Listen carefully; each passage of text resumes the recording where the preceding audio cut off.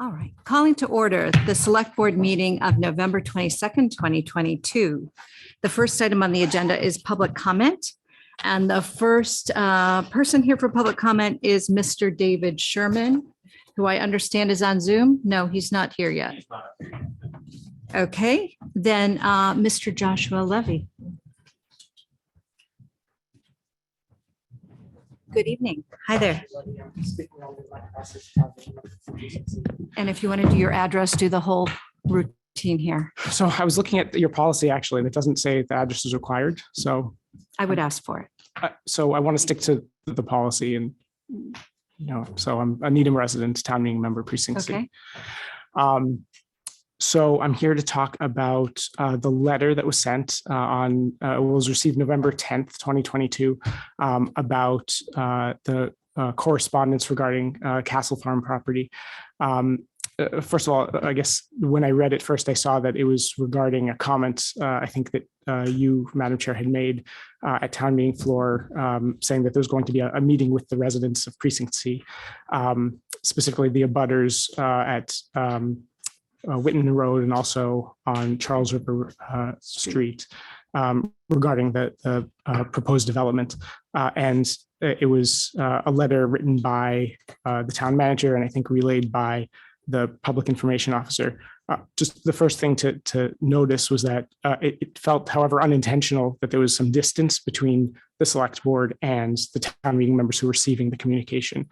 And I know that the town clerk, for instance, will make direct communications with town meeting members. And I think state law has different, less stringent requirements for open meeting laws that allows direct communications with town meeting members. So if the town council allowed that, I think it would go a good way to showing that there's open communication directly between the select board and town meeting members, and that would be appreciated. As for the substance of the letter, I saw that the rationale for having to or postponing that meeting with the residents was that there was no longer, or there had not been, a purchase and sale agreement in place. At town meeting, the select board argued that a purchase and sale agreement wasn't necessary to appropriate $2.5 million. So it seems like it also should not be a requirement to meet with the neighbors. That should not be an impediment for meeting with the neighbors. So I would just encourage the select board to meet with those neighbors, whether or not there's a purchase and sale agreement in place.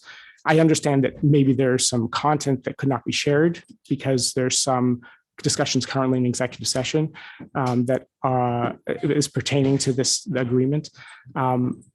Though I know that there have been many executive sessions prior to town meeting, I believe 11 executive sessions prior to town meeting concerning parcel acquisitions. And so I would hope that at least some of those meetings or some portions of those meetings minutes could be reviewed and released, because I believe Massachusetts general law, review my notes, excuse me. Chapter 38, section 22 requires that executive session minutes may be withheld no longer than the stated purpose for which they were held. And it also says that reasonable intervals, reviews of those executive session minutes should be held to determine if continued non-disclosure is required.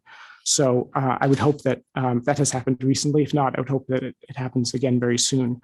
In my remaining time, I just want to list those dates of those executive session minutes when there's an exception 6 executive session.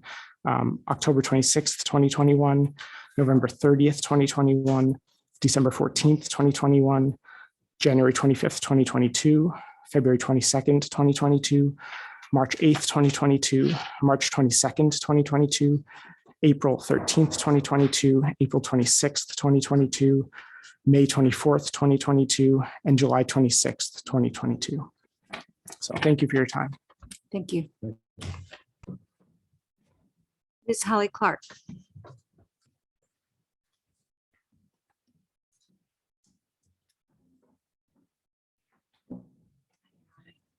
I'm Holly Clark. I live at 1652 Central Avenue. I am a town meeting member for Precinct D. And I'm also have a comment about the Castle Hill project. And I came because I also had a reaction to the letter. And Marianne was kind enough to exchange emails with me. And maybe I think she shouldn't have to be the only person that has to hear from me about this. I actually think that having public discussions really builds trust, and it lets people gain information and knowledge and can improve the project.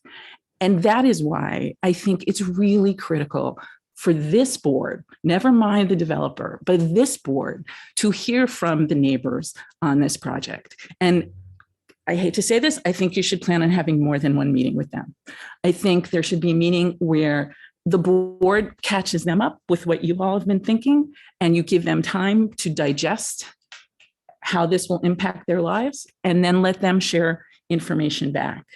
I think there is a not unfounded perception that decisions are getting made outside of the public view, and then they're presented as a fait accompli, and it's too late. Like the train is way down the station, and then people are backed into corners and try to get out.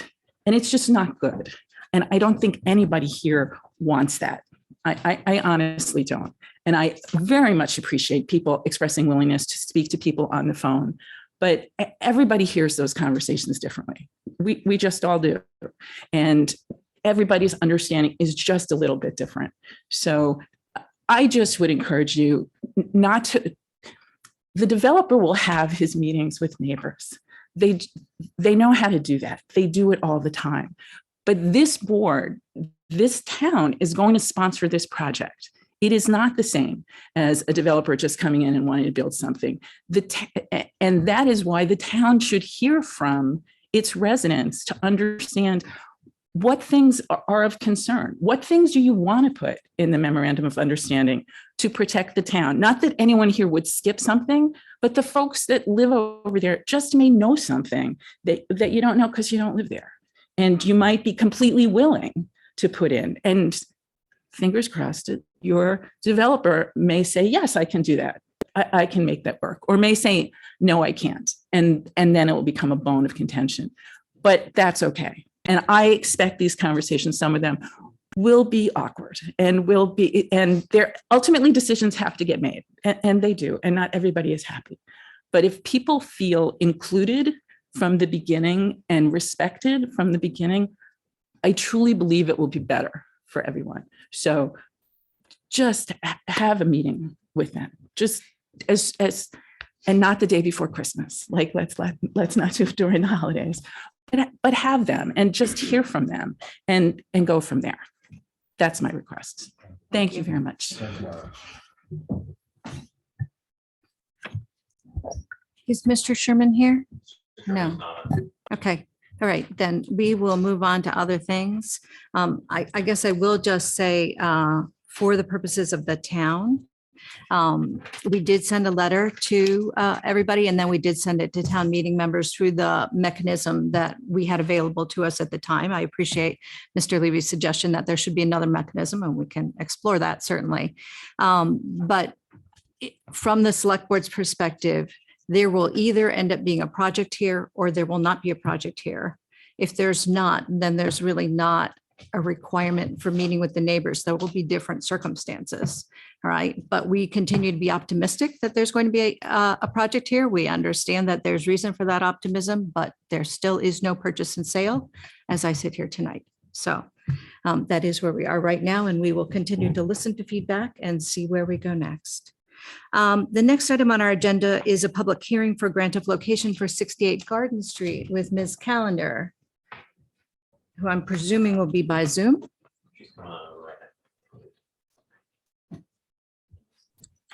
Good evening. Good evening, Joanne. How are you? I'm great. I hope everyone's well. Please forgive me that I'm not going to be able to come on screen tonight. That's okay. That's just fine. If you would talk to us about Garden Street, please. Yes, so Eversource is requesting a grant of location to install approximately 53 feet of conduit into Garden Street. And this is to provide underground service to the residents at 68 Garden Street. Thank you.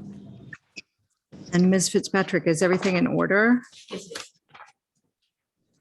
This is a public hearing, so I don't know if there are any neighbors here in this one?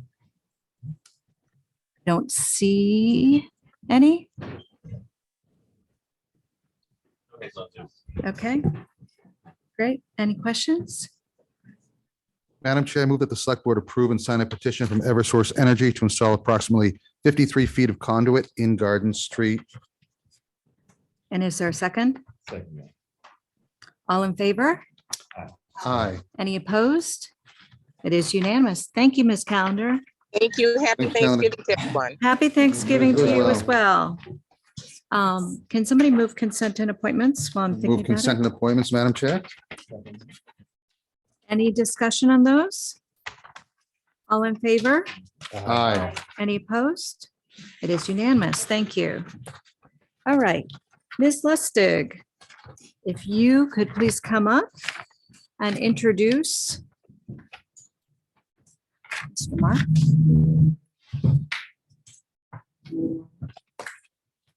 Thank you. I'm very excited to be here today to introduce you to the newest Public Works employee. Shane Mark is now the Assistant Director of Public Works. He's on day 8 with the town, and we're excited to have him. This position has been vacant since April. We did a fairly exhaustive search. We posted in several regional professional organizations, as well as advertised the position in LinkedIn and other areas to try to get a very broad pool for applications. We received quite a few qualified applicants, but when we went through the interview process, Shane was had a quality as well as a professional background that I think made him stand out from the rest of the candidate pool. Most recently, he comes to us from the city of Newton, working in their streets and sidewalks. And before that, he worked in Columbus, Ohio, after getting his master's degree in management. So we're very excited to have him here. His specialty is snow and ice, and has worked with the American Public Works Association Snow and Ice Committee. So I'm excited to have him. And I don't know if you want to say a few things. Just wanted to say I'm very excited to be part of the town and to work with everybody. Really look forward to working with the Board of Selectmen in the future. And my philosophy is I always try to get to yes within reason. So if you need anything, feel free to contact me. I'm very prompt in my responses. And if I don't have the information, I'll get the information to you. But just looking forward to working with the Board of Selectmen and here in the town. I'm very, very excited to be here.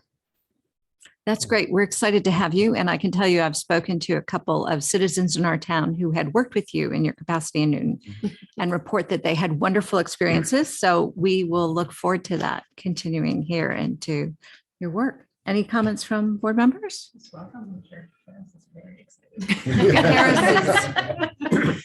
Very excited. Madam Chair, I just, welcome to Needham and thanks for your service. I see your service from 91 to 2012. Is that Thank you. right? Yes. And 7 years in Newton. So I hope you can bring over and see what we do better. And there might be maybe one thing that they know that we don't know. But you're in a terrific, with a terrific team and terrific town. So really welcome you here and wish the best of luck. And I also have heard good things as well. So Thank you. I 8 appreciate days on the that. job, we're hearing good things. So thank you. We really want to know your skills in avoiding snow at the wrong times, getting snow at the right times, when 60-degree weather is coming the next day, that kind of thing. So Capital that's- budget to put a bubble over the town. Yeah, Okay. right.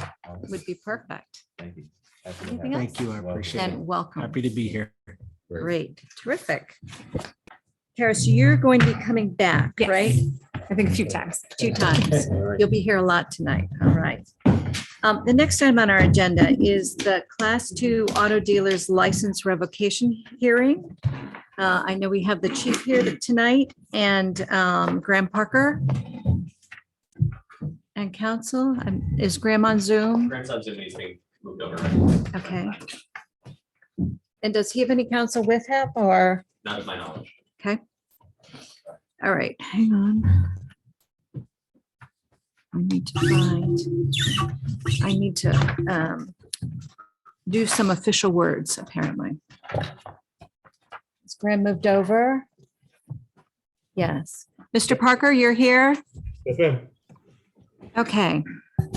This is a hearing held pursuant to Massachusetts General Laws, Chapter 140, Section 59, to consider whether to revoke the Class 2 auto dealer's license that the Select Board issued to Graham Parker, doing business as Needham Auto Sales on June 14th, 2022, for property located at 54 Mellon Street, and the Class 2 auto dealer's license that the Select Board issued to Hentley Holden LLC, DBA Needham Auto Sales on September 27th, 2022, for property located at 76 Wexford Street. This hearing is being conducted because the Select Board has received correspondence from the Needham Police Department concerning these two licenses. The Police Department has become aware that the owner of the Mellon Street Garage, located at 54 Mellon Street, and the owner of Sochi Auto Service, located at 76 Wexford Street, have not given permission for the licensees to use their respective properties to purchase or sell automobiles. This is important because Mass General Laws, Chapter 140, Section 159 states in part as follows. First, no license shall be granted unless the licensing board is satisfied from an investigation of the facts stated in the application and any other information which they may require of the applicant that he has available a place of business suitable for the purpose. Second, a Class 2 license shall specify all the premises to be occupied by the licensee for the purpose of carrying on the licensed business. And finally, all licenses granted under this section shall be revoked by the licensing board if it appears after hearing that the licensee is not complying with sections 57 to 69 inclusive or the rules and regulations made thereunder. Based on these provisions of the statute, having a proper business location is a prerequisite for holding a Class 2 license. If the licensees are not using the identified premises to conduct their business, or if the licensees do not possess the legal authority to use the identified premises to conduct their business, then they are not in compliance with Mass General Laws, Chapter 140, Section 59, and the statute requires that the licenses shall be revoked. So first, I would like to ask the chief for his testimony. Good evening. In October of 2022, Detective Sergeant O'Brien learned from Massachusetts State Trooper John Hanna that a company in Needham Auto Sales applied for a Class 2 auto dealer's license through the town of Needham. It appears that both licenses were granted by the town of Needham Select Board. The first, as you mentioned, the first license was approved on June 14th, 2022. And the name of the applicant for Needham Auto Sales is Graham Parker. The second license was approved by the Select Board September 27th, 2022. The name of the applicant for that license is Needham Auto Sales. And the application is Hentley Holden LLC. According to Rob Carlo, the owner of Mellon Street Garage located at 54 Mellon Street, and Dan Sosi, the owner of Sosi Auto Service located at 76 Wexford Street, neither party gave permission for Needham Auto Sales, Hentley Holden LLC, or Graham Parker permission to use their address or business to purchase or sell automobiles. On 11/4/2022, Detective Sergeant O'Brien met with Trooper Hanna at 76 Wexford Street and spoke to Dan Sosi. As part of the application for a dealer's license plate from the Massachusetts Registry of Motor Vehicles, Benjamin Graham Parker presented a lease agreement between himself and Dan Sosi. The lease was dated 7/1/2022 and had the printed name of Dan Sosi. Sosi confirmed that he did not sign a lease, and when shown the signature that was on it, he denied it was his. At the trooper's request and Sergeant O'Brien's request, Sosi produced his license with a signature on it. When comparing the two, it was very obviously the signatures on the lease agreement differed from the signature on the license. Sosi was asked to sign a piece of paper in front of us and dated July 1, 2022. The signature Sosi provided in front of us appeared to be the same signature as the one on his license. And Sergeant O'Brien also noted a difference in the way Sosi wrote the date, particularly in the way he wrote the number 7 for July. Based on the above information, it appears that neither Sosi Auto or Mellon Street Garage had any involvement in the application or signatures on the license applications. Thank you, Chief. Now I'm wondering if Mr. Parker has something that he would like to share with the board? Yes, ma'am. If I may, So I actually submitted all of this via email as well in advance. So at the time that we originally applied for the application for the license, we had spoken to Rob Carlo multiple times prior to submitting that application and had an agreement with him to use the facility in exchange for bringing all vehicles purchased to him for inspection and repair. He seemed genuinely excited about the additional business and was, really nice when we first met, both on the phone and in person. I moved forward with the application in good faith, based on his words, and spending a considerable amount of money both on the application and getting all signage, et cetera, lined up for the business. When I returned to let him know that we had submitted the application, it was all set, we're ready to move forward, he became a completely different person and basically said that he had no interest in this anymore and that he leased the space to someone else. This was factually inaccurate because there's no other businesses operating outside of that commercial space. But he wouldn't give me any other reasons for why he wanted to back out of this.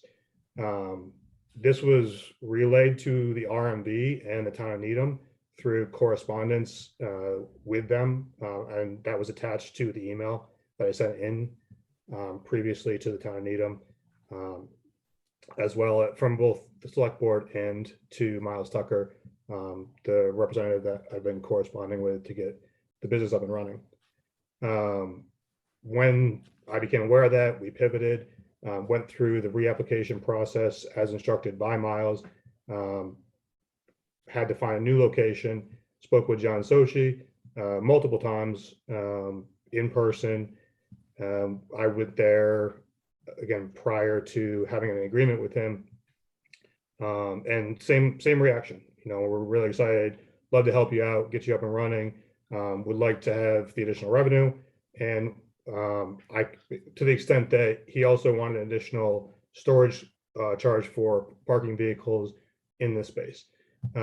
So based on other leases he had, subleases he had on the facility, he already leases out parking spaces to other businesses. So we had agreed to those. There was no issue with that on our end. We are happy to partner with him and work with him. Attached was also the correspondence with Dan Sochi, basically outlining our whole agreement following our first meeting, because we wanted to make sure that everything was done by the book, based on all the time and effort that we put into partnering with Rob Carlo and the Mellon Street Garage. This is the first I'm hearing that there wasn't a lease signed by Dan Sochi. When I went to see him last week, that was the first I was aware there was any issue with anything with partnering with Sochi Auto Services to get this up and running. And he basically denied everything. He said, we never had any agreement. I never agreed to anything. I never said I was going to move forward anyway. And as far as I was concerned, then I was like, Dan, we had already talked about all this. I had emailed you about our agreement because I wanted to make sure that, again, we were fully covered in every way on this one, because we have put a ton of time and money into getting this up and going, and we haven't been able to do that because of these situations keep arising. As I read off that email correspondence, he then retracted everything he said about not having any agreement or not, agreeing to anything. As far as a lease agreement, this is the first time I'm hearing of a lease agreement not being fulfilled.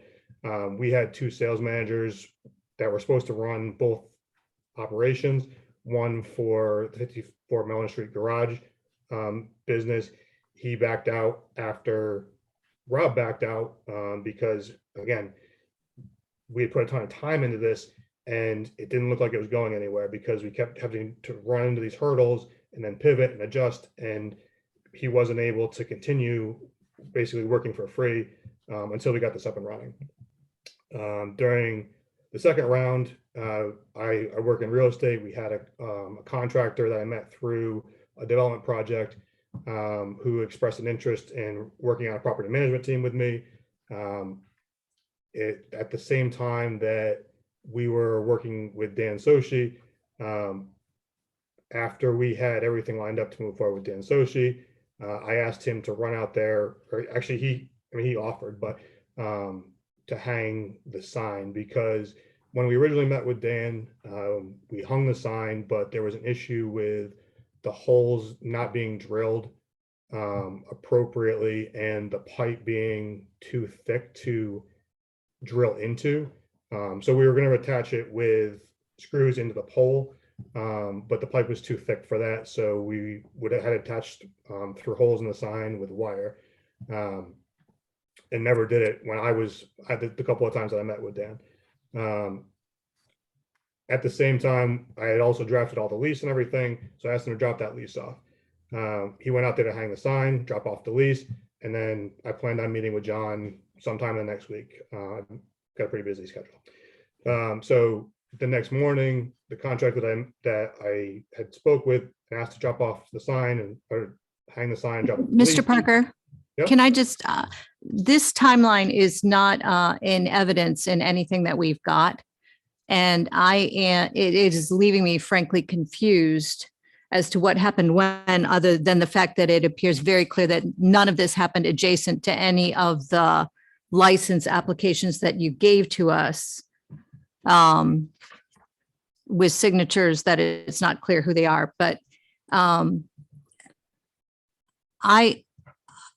not sure. So I'm looking to Attorney Heap to say, should I let Mr. Parker continue to finish this story? I'm not sure where we are in a timeline, though. I've completely lost track of what happened first, second, third, and whether it's relevant. So if Attorney Heap could come up for a second. I'm sorry, Mr. Parker.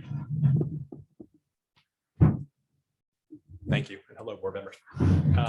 I'm frankly, as I think, confused as you in that I have not seen any information other than the letter from the police department, the testimony of Chief Schluttler, And email today. and an email today from the licensee.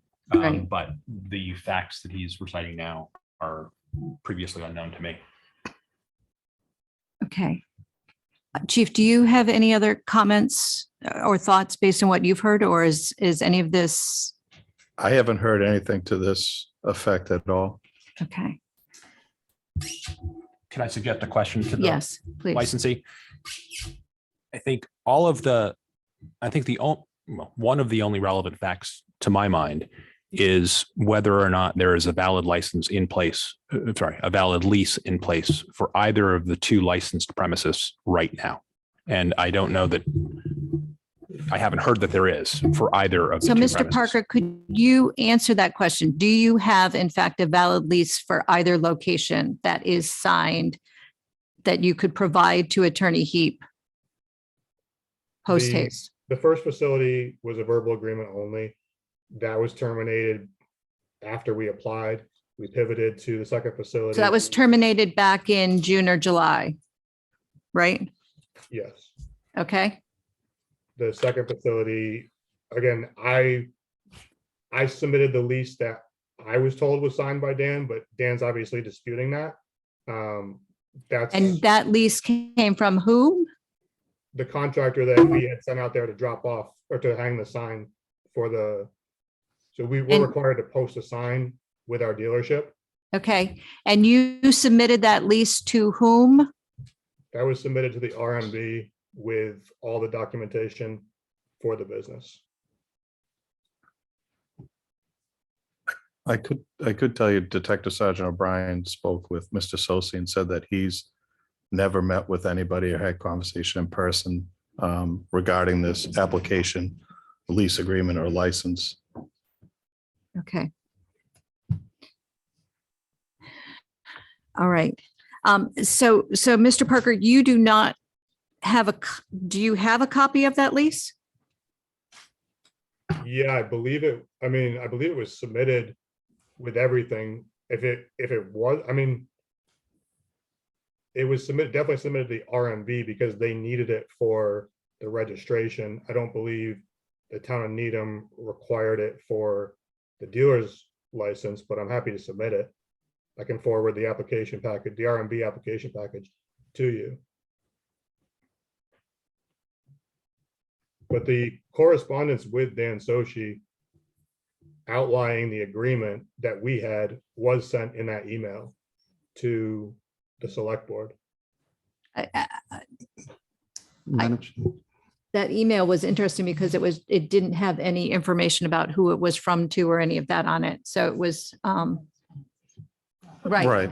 yeah, I think Mr. Sosi indicated, Detective Sergeant O'Brien, that there was an email at some point. He never opened it and never responded. okay. Madam Chair? Yes, Mr. Borelli. Thank you. And I know you may have other questions. I just wanted to kind of step back a little bit. And, if you look at the application to us, it states this is to certify that I've received a copy of the Mass General laws and have access to the repair facilities named below. Okay, so you're stating that you have access to the repair facilities named below. First, let's start with Needham Auto Sales. I know you say it's a verbal agreement, still not considered access with no written agreement. So I would say that that is false. Second, Sosi Auto Services, I hear the evidence from, and I've known Dan for 30 years, and he's an upstanding citizen. So, and I also put the weight into the police report in the investigation saying that that's a forged signature. So again, that is not his signature, and therefore you do not have this application correct. You also have John Sosi as the owner of the repair facility. There's no such person. So with that, and with that misrepresentation that I believe it is clear from the police report and from the testimony tonight, I'd be looking to revoke both of these licenses. I think they were not done, I say, in good faith. And I think that the facts tonight are even more confusing than the email that you're purporting as a conversation when it's just a unilateral resuscitation of the reciting the facts of the case with no response from Dan. So that's where I am on this. And I think the other stuff, the relevance is questionable. I think what is relevant is whether that lease was forged, whether it was Dan's signature, and whether he had the authority to enter into both of these applications to the board, which we approved. Thank you, Madam Chair. Thank you. Miles, I was just looking, do we have either Mr. Carlo or Mr. Sochi online? Are either of them here this evening? We do not, and neither noted that they plan to. Okay, all right. Fundamentally, I agree with Mr. Borelli's thoughts. I certainly it is evident from the discussion from Mr. Parker that he had reached the conclusion that he had no such license regarding the first property from June. All right. And certainly I had listened to the same difference with John Sochi and registered that was somebody who doesn't exist. So there's definitely confusion about who Mr. Parker thinks he's doing business with. And it's been quite arm's length for something that would be a relatively close relationship, I would have thought. Okay. Are there other thoughts from board members? Ms. Frail's thinking. Yeah, well, I guess I'm just surprised that neither of these business owners have shown up to talk about this. I think that's really odd. I would think that if there was a charge against my business, I would be most eager to come and share my side of the story. That's all. Although I do think that generally I agree with you. I guess with respect to this particular case, I don't have a comment. I guess I just want to say, I want to find out what we need to do to make sure this doesn't happen again in the future. What sort of evidentiary findings we might need to put in place just as a safeguard for the future. Yeah, Any other comments? I'd agree with Matt as well. I think there's not a valid lease in either case. All right. Which would suggest that the inclination of the select board would be to revoke, in fact, both licenses this evening. I think the question that Heidi raises, which is ones that I've thought about as well, is what would we need to do to try to ensure that we understand this situation in the future? More documentation. Right. Right. I agree. Maybe, Madam Chair, I see the owner of the facility doesn't have to sign just the corporate officer for the car business. So maybe we get a signature in the future from the owner From the owner. as right. well. Yeah. And the lease Yeah. or redacted lease. if No, there is one. I do think we'll probably ask if Miles can relook at this process and make some recommendations to us about what should change. All right. Mr. Morelli, did you actually make a No, I'm motion? about to, Madam Chair, move that the select board revoke the class 2 auto dealer's license issued to Graham Parker, DBA Needham Auto Sales on June 14th, 2022 for property located at 54 Mellon Street. The board send notice of the revocation to the Register of Motor Vehicles. Move that the select board revoke the class 2 auto dealer's license issued to Henley Holden LLC, DBA Needham Auto Sales on September 27, 2022 for property located at 76 Wexford Street, and that the property send notice of the revocation to the Registrar of Motor Vehicles. And a second. Second. Okay. Is there any further discussion? All in favor? Aye. Any opposed? 5-0, it is unanimous. Thank you. Mr. Parker, I'm sorry. I hope that if it is your intent to have such a business, that you would invest your time meeting the owner of the business that you prefer to work with to build out that relationship in the future. Okay, thank you. Next turn. All right, that brings us to the next item on our agenda this evening. We can't wait for this one. The MWRA Metropolitan Tunnel Redundancy Program. Harris, are you just going to be in the room? All right, you're just in the room. So we have, I think, 4 visitors here from the MWRA. If you can all come up and join us.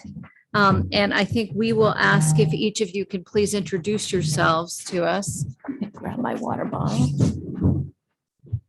And for members of the town who are looking, there is a variety of information online. I think we'll be going through some of it here. This is talking about a future project that is quite substantial, and for better or for worse, Needham is at one of the epicenters. Right.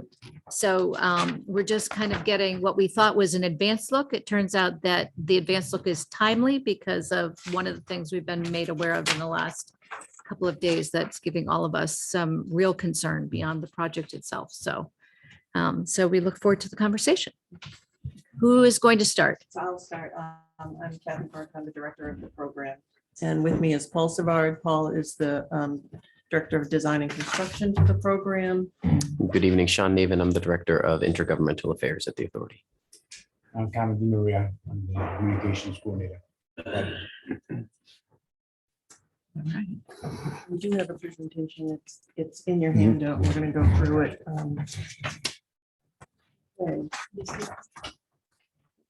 Okay. Wait, here we go.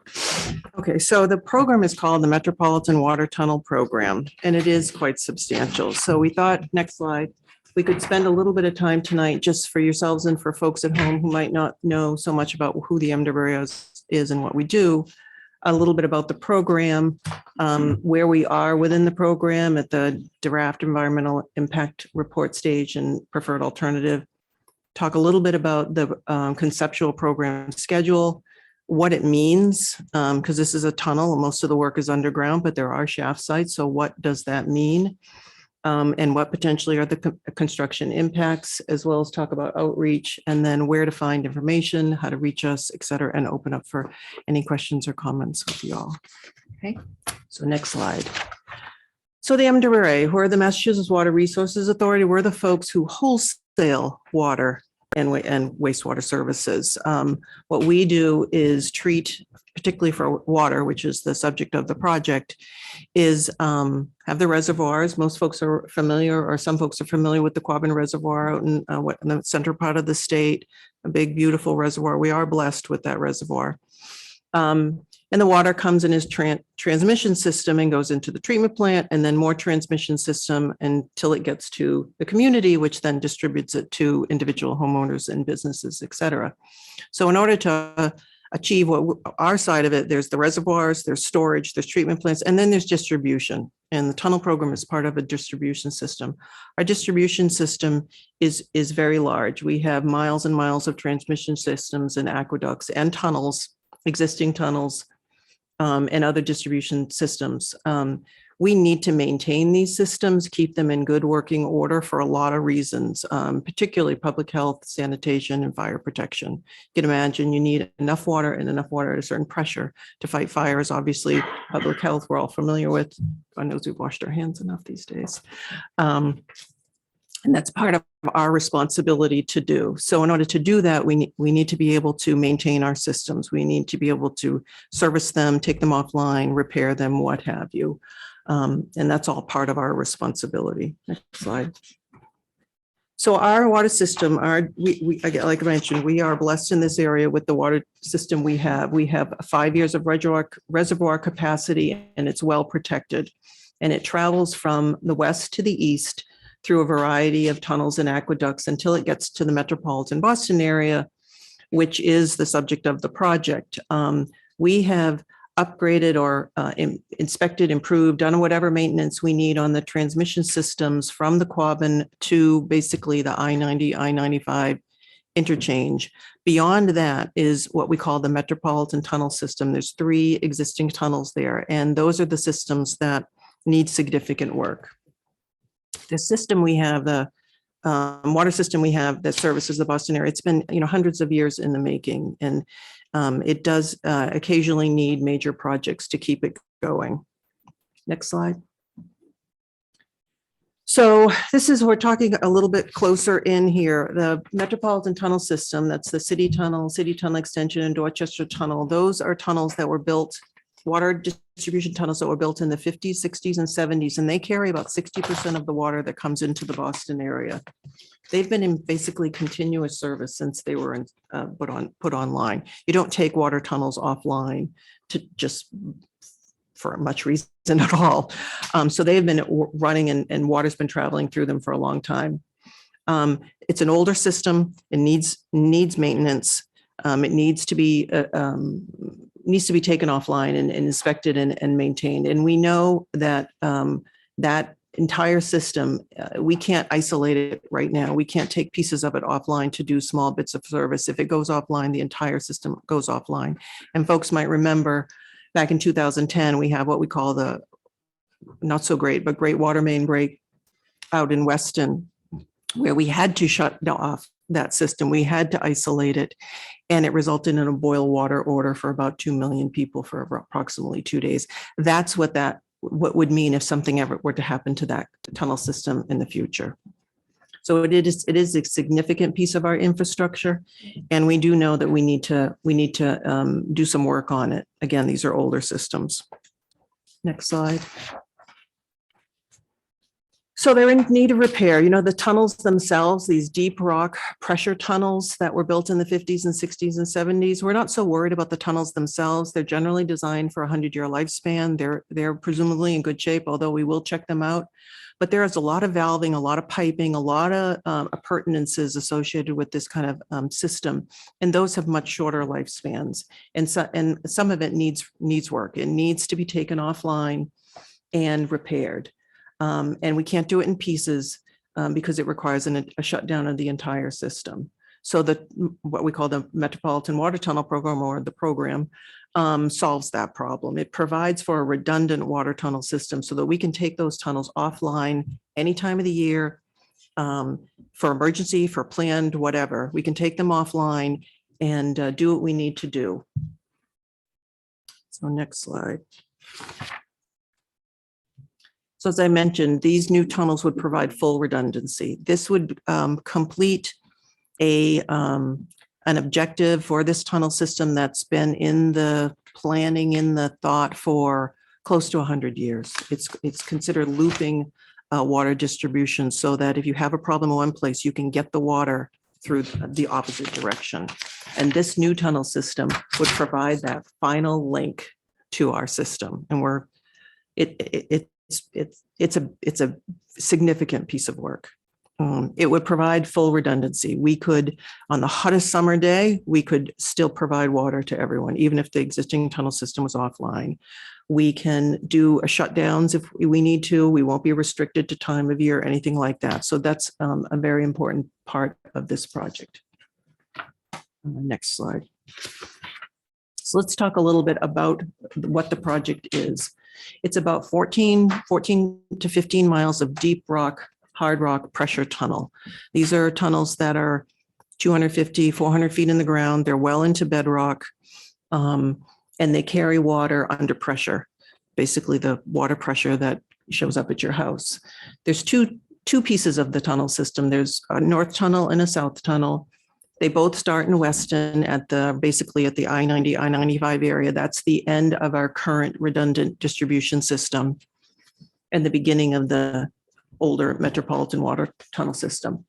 There's about 4.5 miles of tunnel that will go up into Waltham and then tie into some of our other existing infrastructure, and about 10 miles that'll find its way down to Mattapan and end very close to some of our Dorchester tunnel and one of the shafts down there, so it can tie into existing infrastructure. There's also 6 intermediate connection points. These are not these are not the end points. These are along the way points. There's 2 in Waltham, 1 in Wellesley, 1 in Needham, 1 in Brookline, and 1 in Boston that were planned. So these intermediate connections. The tunnel alignment is about 9,000 feet, just shy of 9,000 linear feet of tunnel that will, in our current plan, will be under Needham, about 350 feet underground. And we are still, believe it or not, in the early stages of planning this program. We are not even completely through preliminary design. We're in what's called the MEPA process. And we won't start construction for the first tunnel segment until somewhere 2027 and thereafter. What the plan is to have everything done by 2040. And we feel that's a comfortable date, assuming all goes well, that we'll have it all ready in service by then. There's a lot of work to do to get this going, but that's where we are right now. So next slide. So let's just dive a little deeper, Diva Leaper, that was a good pun. The tunnels are underground. The vast majority of the work is underground, but you need shaft sites. You need to be able to access the surface at the beginning of a tunnel, which we call the launching shaft, the end of a tunnel, which we call the receiving shaft. And we call them those because the tunnel boring machine is launched and then the tunnel boring machine is received. It's nothing fancy about how we name these. And then they're intermediate, much smaller connection shafts. So what we have planned for the 2 tunnels that we're planning is to build them in 3 segments. So they'll function as 2 tunnels, but they get built as 3 segments because that 10-mile length from Weston all the way down to Mattapan is a bit long to do in one length. So you break it up. We're planning on construction shafts in the I-90, I-95 area, basically where the old toll booths used to be, right around there. That's where our existing infrastructure is. That's where we have to tie in. So that's where we would have those shafts. And then we would have one at the end of the northern tunnel up in Waltham. And then if we head south, they would again start in Weston. We're talking about construction shafts at the I-90, Highland Ave interchange, and then another one down in Mattapan off American Legion Highway.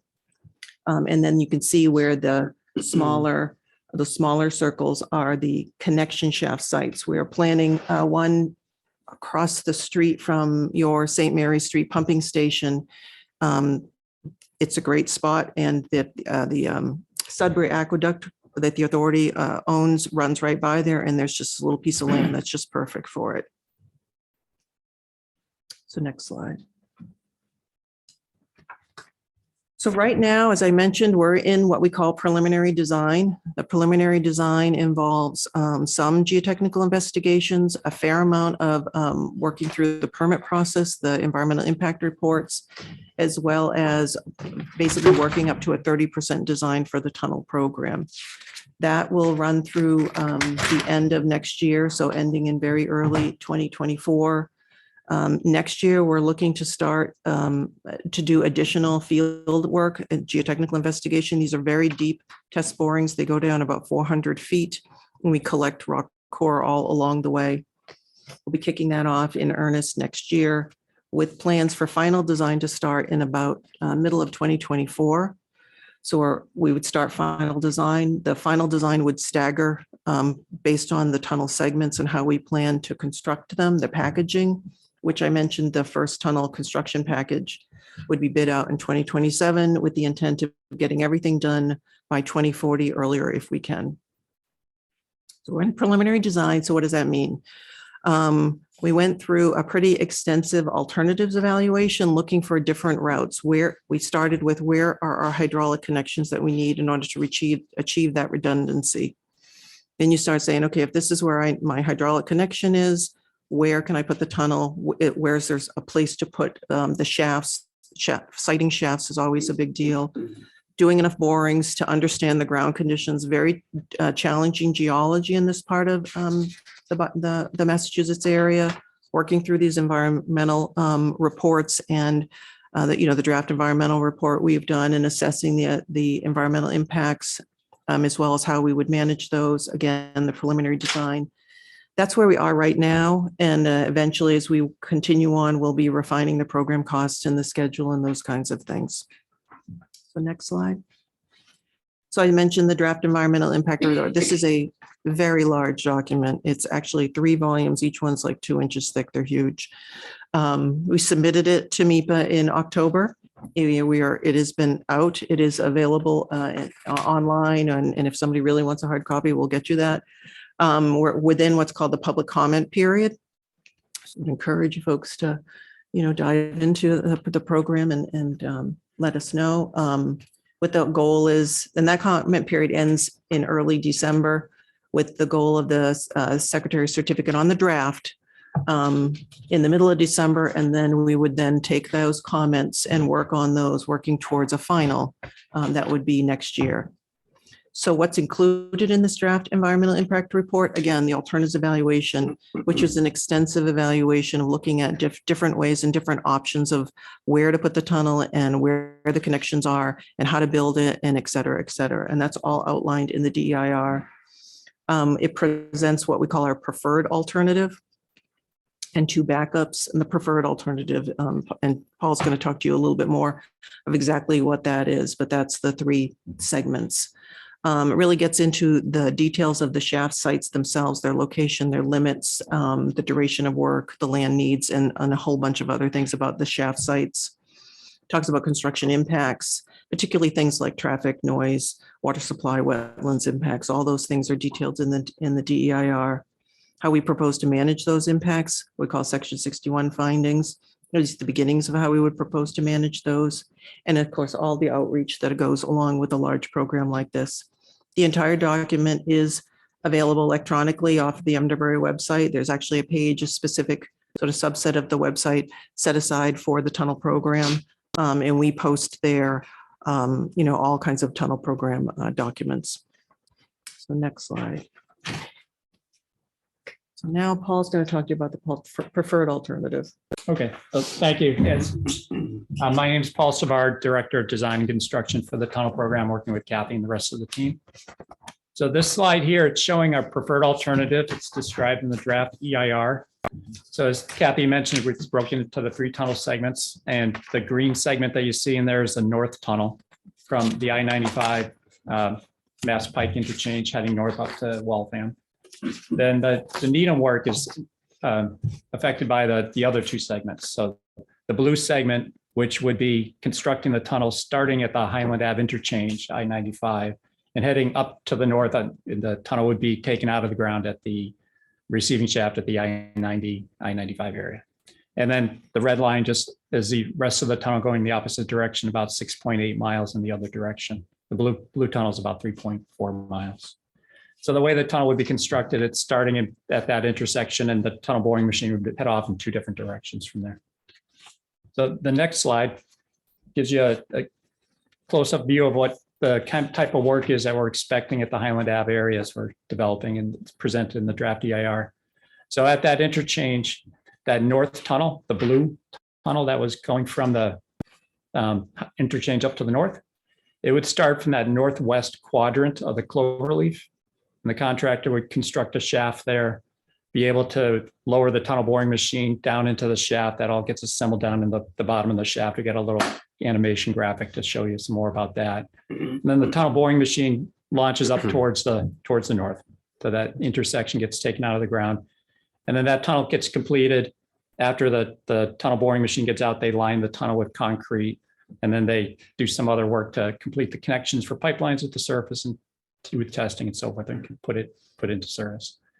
The other tunnel to the south, the red tunnel in that slide from before, is going from the northeast quadrant, Cloverleaf, and it's going to head over towards the American Legion site down in Mattapan. So that's a 6.8 mile tunnel. That's the longest tunnel segment that we've got. So when the tunnel's all completed, the northwest quadrant where the shaft would be, that will be abandoned. There won't be anything there at the surface when it's all said and done. On the northeast side, we'll have a valve chamber at the surface, which is represented by the blue lines there.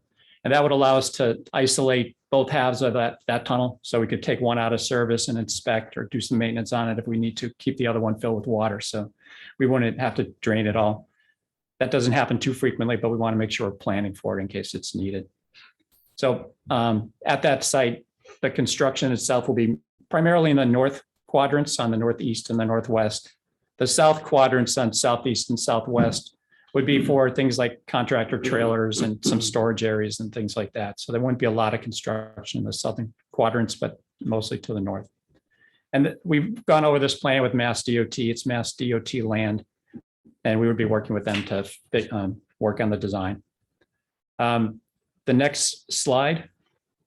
During construction, there'll be a need for groundwater that infiltrates into the tunnel.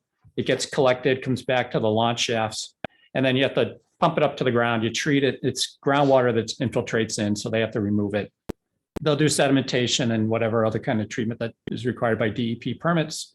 And then it gets released to the receiving water. And so in this case, we need a route to get it to the receiving water. And so that's the blue line here. It's a storm drainage pipe that would be constructed so that we could discharge into it from the cloverleaf or pass through the pipe, be about a 36-inch diameter pipe we're estimating, and go down the streets that are shown there as a conceptual alignment right now. And we'd be working on that during the design phase to see if there's modifications or such for that route. But essentially would allow the water to be discharged to the Charles River. So during construction, that's where that water would go. And then when the tunnel's in service, if we ever did have to take it out for maintenance and from some inspection, and sometimes you have to dewater the tunnel, that water could also go through the same pipeline and be released to the Charles River, following permits and so forth that are needed for that. On the next slide, we'll just do a couple slides to kind of explain a little bit more about what the tunneling is. It's not something you come across very often. As we said, it's very deep underground, way down in the rock. You need to be deep for the rock pressure, kind of maintains the pressure of the tunnel down there. So the bottom left photo, it's a little picture of a tunnel boring machine. What it typically looks like, it's a graphic type view. The different colors are different components of the tunneling operation. Red are some of the thrust units to hold the machine in place and pushes it forward. The green is a cutter head that cuts through the rock as it's going forward. And the blue is kind of the conveyor where the material gets crushed into chips and then it gets put onto the conveyor, brought back. And all that material gets brought all the way back to the launch shaft on a series of conveyors that goes along the tunnel.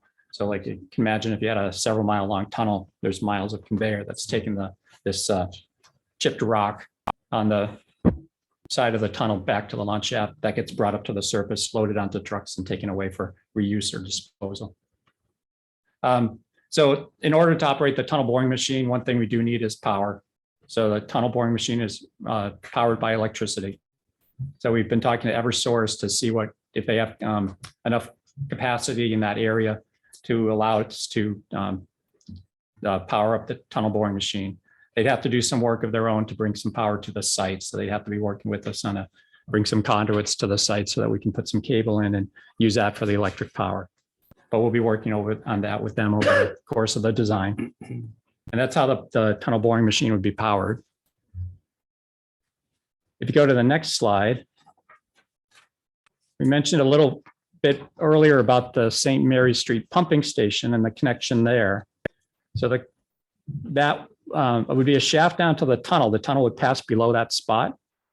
Now, it wouldn't be the kind of construction that's going on at the launch shaft. That's a lot more construction intensive. This is a much more isolated construction operation. They'll do what we call a raise bore kind of excavation. They're basically constructing from the tunnel upwards instead of from the top down.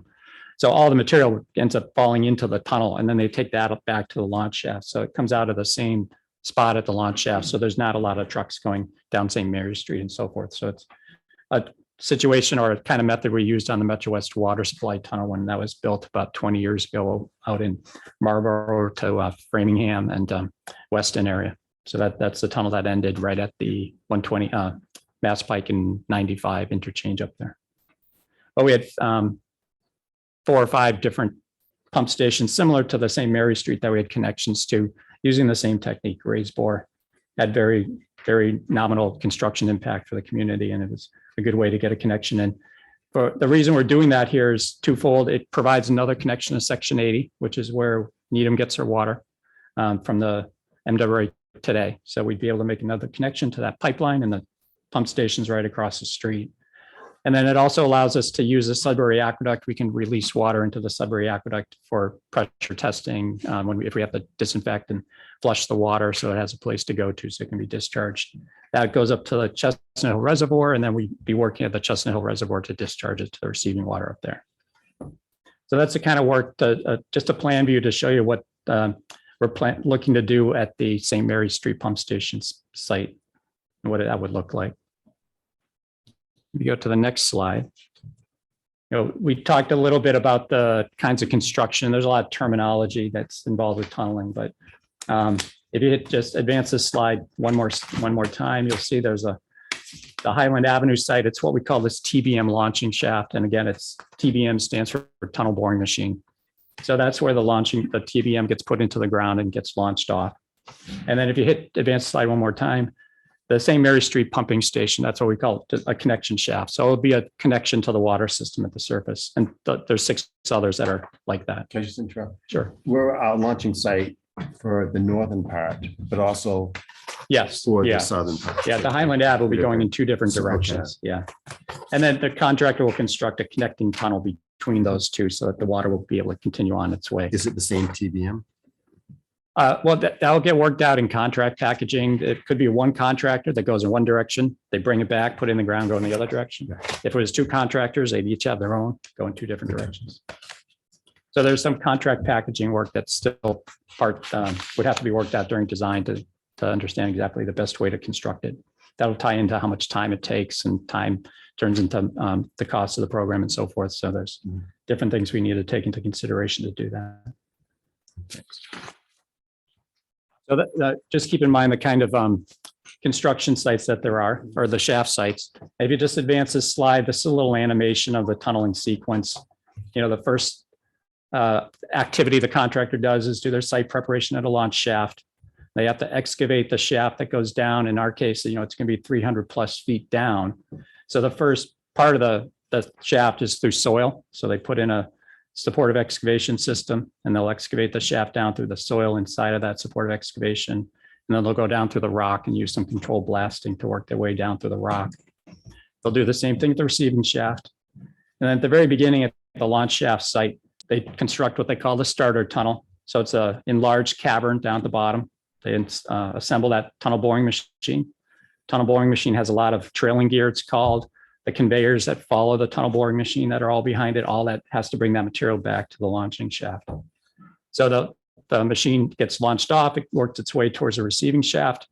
And at the end of the day, the whole tunnel will be roughly 300 plus feet deep. It will come out at the receiving shaft. The contractor removes the tunnel boring machine. After that's completed, they go in and they line the inside of the tunnel with concrete. So it's a concrete tunnel liner. And then they'll also complete lining the shafts vertically as they go up to the surface. And then at the surface, the pipeline connections will be constructed. Pipeline connections will be more typical pipeline construction methods of open cut primarily.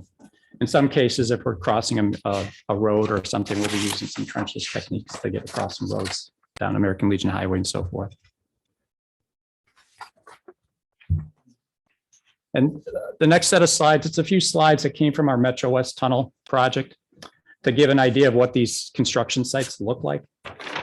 The one here on the left-hand side, it's during construction up at that shaft I-90, I-95 area where the Metro West tunnel ended. It was actually the beginning of the city tunnel. And you can see in the right-hand side, that's after construction was completed. So the left-hand side is during construction. And so that was about 1998 into 2003-ish. The right-hand side is after it's restored. So when it's restored, there's not much activity going on there. We landscape it, we fence it in. We don't have to, there's no permanent building or anything that we have there. At this specific site, we did have that brick building is called the top of shaft 5, where the city tunnel started. That was built in 1960s. So we don't have buildings like that for our shafts. We have got a couple more pictures to show what it looks like from the ground. But that's a construction shaft. It was a launch shaft during construction, then after construction on the right. You can see the Charles River for receiving water. In that case, so it's similar to what we'd be planning to do down at the Highland Ave. Similar to Highland Ave, it's had really good access to the highway. So the muck comes up out of the shaft, gets loaded into trucks and gets taken away right into the highway. So trucks don't have to be traveling through residential areas or commercial areas or developed areas. Go to the next slide. These are a couple more pictures during construction. The left-hand side is what a launch shaft looks like. You know, at the top of the shaft, it's a vertical shaft, so it does go down deep. Contractor will have a crane and a number of other different activities going on over there while the tunnel boring machine is going on. But most of the work is going down below ground with the tunnel boring. The picture in the middle is a tunnel boring machine that came into a shaft, so it's a receiving shaft end. That one's not as deep as what we're going to be because we'll be, again, 300 feet deep. But that's just to be able to show the picture of the tunnel boring machine coming into the shaft. That's what we mean by the receiving shaft.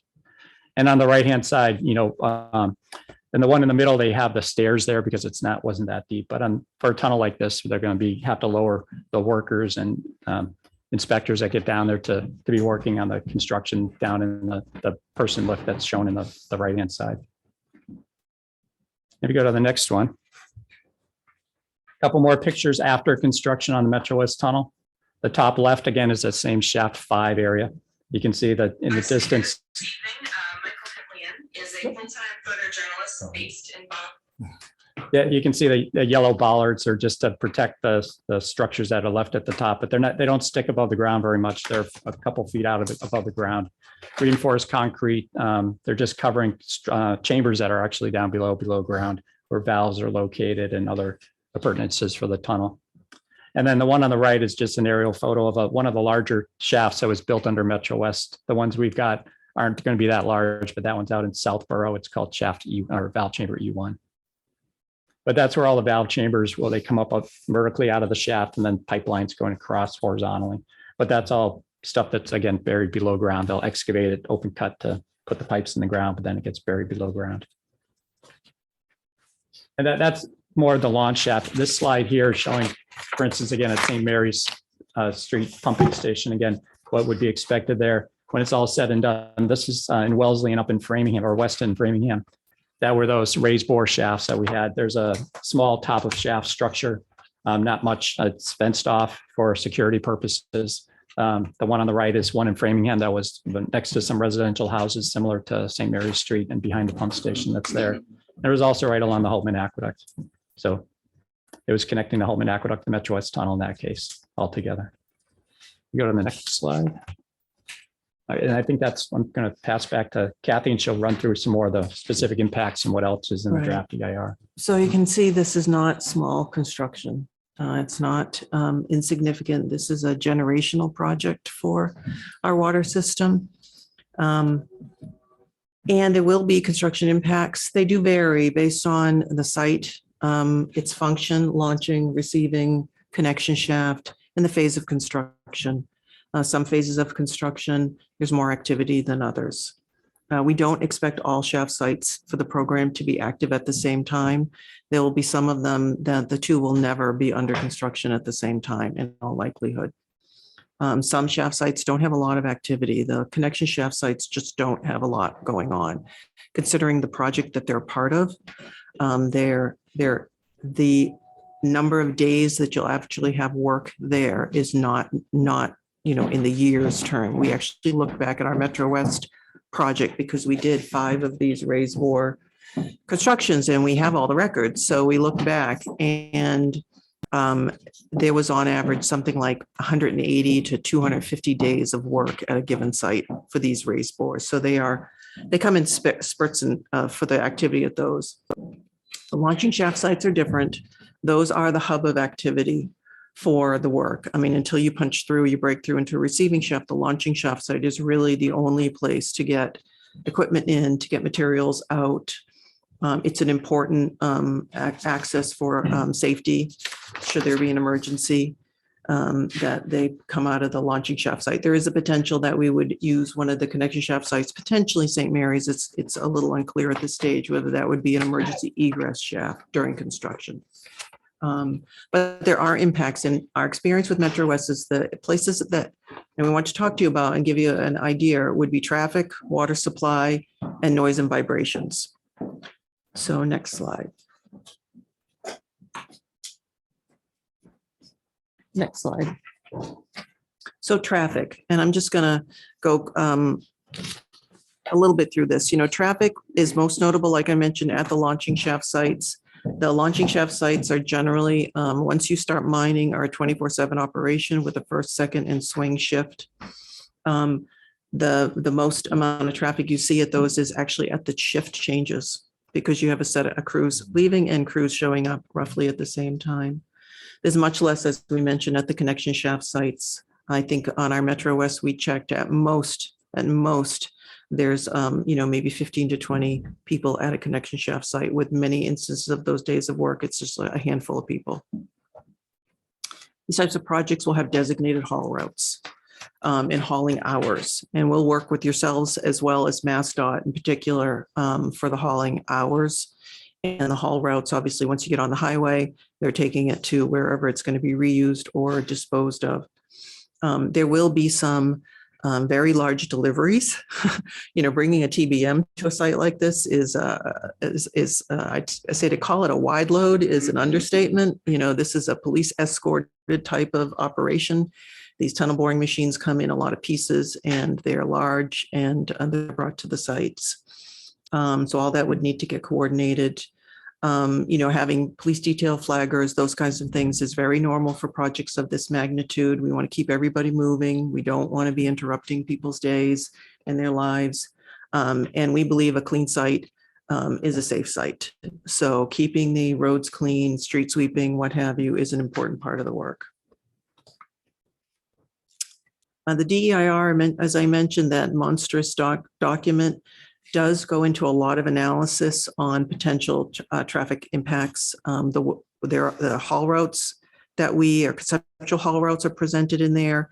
The haul routes that we present are basically the shortest distance to the highway. So for St. Mary's Street, South St. Mary's, hang a left, and then get over, I think it's Cedar Street, head through Wellesley to get to Route 9. That is actually the shortest distance.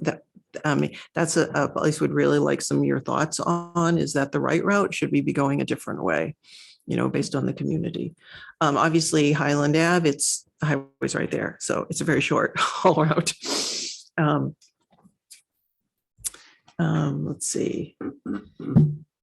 As far as water supply, this new tunnels won't impact the existing tunnels. The existing tunnels will stay in operation. There's no public water supply wells close enough to the tunnel alignment anywhere that we're concerned with a public water supply wells. Again, given where we are, most communities are on the MWeros system, at least partially. So there aren't as many water supply wells. It was a much bigger concern when we did the Metro West. We've already looked for again, it's all detailed in the DIR for a preliminary alignment. We looked at, are there any water supply wells, irrigation wells, or even geothermal wells with a half-mile radius of that alignment to be concerned with? And in Needham, there's one that shows up on the database as being within a half mile. It's actually like a third of a mile away. So there really aren't a lot of wells to be impacted with this. And when I say impacted, Paul mentioned this is a rock tunnel. We mine it. It's unlined. Water will come in. And the water comes in not through the rock mass, but it comes through the fractures in the rock. So if you hit a big fracture, Contractor wants to grout those up and seal that up because nobody likes a wet tunnel, but water does come in. And sometimes, depending on the geohydrology, you can impact a well that's nearby or even potentially a surface water temporarily during construction. So these are all things that we monitor for and try to address ahead of time. It's part of our design to anticipate and also part of the design and construction to mitigate. So they'll definitely be looking to limit the groundwater inflow into the tunnel because it's more water to manage, more water to treat, more water to discharge. So they try to minimize that. But regardless, we'll have a water supply contingency plan in place. There will be locations we would expect that, there's the potential for a concern of somebody's irrigation well. There's some of the communities we're going through that have quite a number of irrigation wells, and we'll have a plan in place to deal with that. Some time while we work through the design to refine those details. Next slide. So noise and vibrations. Noise levels, again, just like everything else, are going to vary by the site, its function and phase of construction. There'll be times when a receiving shaft site is really quiet because it's just sitting there waiting for the TBM to show up. As I mentioned, some of these connection shaft sites are going to have long stretches of nothing, no activity. It'll be fenced off, it'll be secure, but there will be a need for that to be an active site for a period of time. Launching shaft sites are active. They're generally, as I mentioned, 24/7 once we start mining, because you want that TBM to keep going. You don't stop a TBM, you keep it going. And let it do its work because it's going to be in the ground for a while, like years. So you want it to keep it going. The connection shaft sites, it's daytime work only. So St. Mary Street, that would be only daytime work. We don't anticipate there need to be any nighttime work there. Obviously, the launching shaft sites I mentioned, there's the first, second, and swing shift. Again, we tried to be thoughtful as to where these launching shaft sites were so that they weren't next to residents, weren't next to businesses and what have you. And of course, the Highland Ave interchange being in the middle of the highway. But regardless, we've already started doing some ambient noise monitoring in and around these shaft sites to get an understanding of what's the background noise, both day and night. You can estimate based on the type of construction, what the construction noise levels are. There's a lot of math that gets involved, and then determine whether there is a expectation that the nearest what we call sensitive receptor residences, homes, businesses or what have you, would experience noise levels from the program above and beyond certain thresholds. And we don't expect that, in part because the background levels at Highland Ave are quite high. And at St. Mary Street, no, because it's daytime work only. And the construction method we're proposing, the drilling method is with the raised bore. It is not one of these very intrusive types of construction. Of course, the permanent condition, there's no increase in noise levels because it's quiet. There's really nothing there. Vibrations, we're excavating rock, and we will be, the shafts are, as the graphic showed you, to get through the soil, we'll do slurry walls and we'll excavate the soil from within the slurry wall. But once we hit the top of rock, the way you excavate it for the shafts and the starter tunnel, which is below ground, the cavern that's below ground, is all in what we call controlled blasting. And controlled should be underlined. Controlled blasting. This is not quarry blasting or anything like this. The contractor will pull basically 5, maybe a 10-foot lift.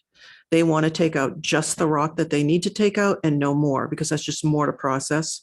They also don't want large vibrations that will open up those fractures in the rock, which is only going to lead to more water coming in. So nobody wants that either.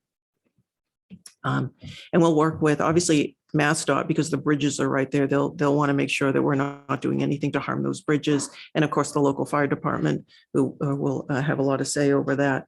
But it's pretty conventional to be having setting vibration criteria, vibration monitoring, and to make sure everything and nobody is impacted with something like this. The DIR is, I know I keep pointing back to this, but it is this monstrous volume, and it has a lot of information on this types of analysis that we've done. And as far as, some of these things that we're proposing, I'll point you right to chapter 7 and give you a shortcut there.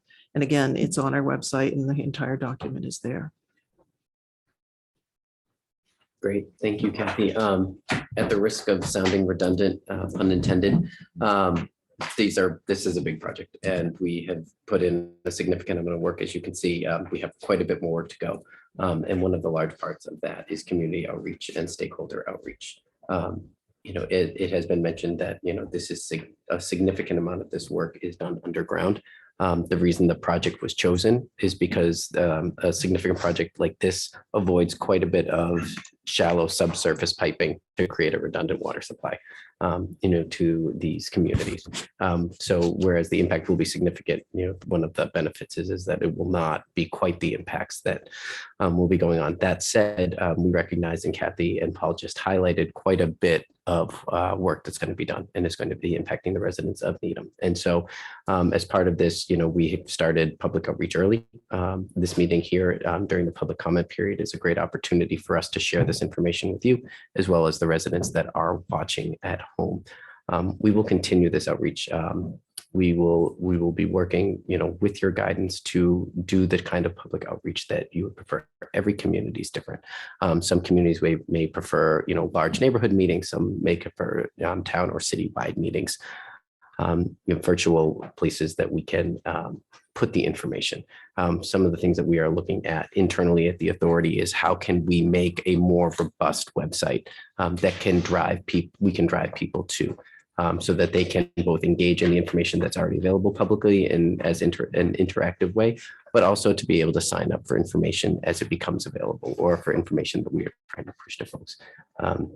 So that's a huge piece for us, for myself and for Carmen, who we introduced earlier. And, as our coordinator on this project, he's going to be kind of our first line of information for not only for yourselves, but also, for residents in the community. We continue to meet with our other public agencies, other communities to make sure that we are gathering as much information as possible. We don't want any of this to be a surprise, not to yourselves, not to the residents. As we keep noting, there is quite a bit of impact. We want people to have as much information as possible, not only, selfishly for us to, for people to support the project. This is water infrastructure that, people pay a premium for the water quality, the redundancy, the safety, that MWeros prides itself on providing. So obviously we want to build a large amount of support for the program, but we also want people to feel confident in what we're doing. So the outreach has begun. It will continue all the way through 2040, which is a daunting sentence for me to say, but it is, we will continue. Recognizing that there are different ways to do it. We welcome your feedback. We really do. And if there are things that, you don't care for and how we're approaching them, that's helpful. So there is no such thing as too much constructive criticism on that part. In the next slide, we have some of our contact information. The website, with all the documents on it, is located there at MWeros.com. And then Carmen's information is there as well. Please do not hesitate to call or email. And then additionally, if there is something that may not seem like a community issue that you're interested in, tunnels.info@mwra.com is our mailbox that we routinely check to make sure that we can get back to people. So with that, I want to thank you for your attention and your patience. That is a lot of information. We're going to just advance the next slide is the picture that Kathy loves to show everybody we do. That's from a field trip we took down to Connecticut, which was a pretty great day looking at a similar tunnel. So thank you very much. And I'm sure there are several questions, so we'd be happy to entertain. And so I think we do have a number of questions. I'm going to start with one. You've indicated that you established a working group with representatives from each community. I'm going to ask who our representative is. It's Mike. And how many meetings have you had with the group yet? 6. So Mike, does that also mean you're the person who's reviewing the current document to provide comment from Needham? Yes, and we're gonna look at that with the engineering department also. Okay. Having noted that the comment date was December 9th, so it's coming up really quickly. I have a bunch of other questions, and I'm sure my colleagues do as well. The one of the things that's come to us from a community member that was alarming, that came out differently in the way that you presented it, right? And if it happens as you presented it, that I would be much less concerned. But what was reported to us was that the tailings, which are the extraction materials, that for some reason they would not be going directly on the highway out. I was told they typically go to Deer Island. I don't know whether that's true or not. You didn't say that.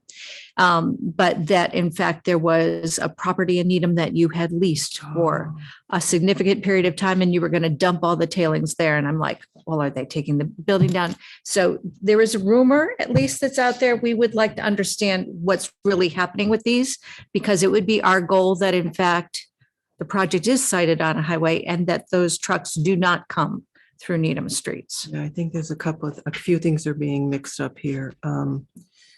The goal, the plan is, as it would be, is as the tunnel is excavated, there's the ability to store some on site, when to manage with the hauling hours or what have you. So there'd be a little bit of storage on site. I think we're at like 5 days is what we've cited, but then it would be put on trucks and then go to its final destination, not at this property in Needham, just by the way, and probably not to Deer Island as well. It would go somewhere else. Let me come back for a second. So if this property in Needham that's been suggested were to be a storage for up to 5 days of tailings, I'm going to also say that would not be a good idea. And that's not the property. I think the property, and I can see how somebody got this mixed up. As part of the tunnel program, I mentioned we're doing a lot of borings, drilling down 400 feet deep or so, collecting all that rock core. We need a place to store that rock core, process that rock core, have it available during design for the engineers, for the geologists. You would be shocked at how popular this rock core will be. How many people will spend days and days looking at the rock core to understand it. We're going to have these thousands of linear feet of this core. And we have teams of geologists who are studying it already, who will continue to study it. We'll have tunneling experts. There'll be world-class tunneling experts paying attention to this program to help us understand the geology. Geology in this area that we're going to be tunneling through is very complex. So the facility in Needham that we're signing a lease for is core storage. And I can see it's rock core storage from the investigation phase. And I can see how someone could get that mixed up. There is no intent to be bringing excavation from the tunnel process and storing it in this facility during construction. That is not what it's for. And what kind of vehicles would be involved in taking these cores for storage to that facility? Usually they're brought over, I think, in a van or maybe a box truck is the at most. Okay. So you don't want to leave the cores on the site. We bring them over. Right now, we're bringing them out to Deer Island as a sort of a limited temporary store. We call it the core gallery, the core storage area, and they mostly go by van. But I think once in a while they bring them with a box truck. That's it. They'll deliver them a couple times a week. We'll have staff at this facility. Our geologists, our program geologists, we're there quite a bit. Paul and I may be there quite at some times working and meeting with people. We'll have some of our expert review panel. Some of these experts will meet there because they want to see the cores. It is not construction that is going to happen at this property that we're leasing. It's more the engineering and the storage of the core. Okay. Yeah, I can see how that got Now, Needham has 2 launch tunnels. Okay. So you talked about launch tunnels as being places that would be in 7x24 operation.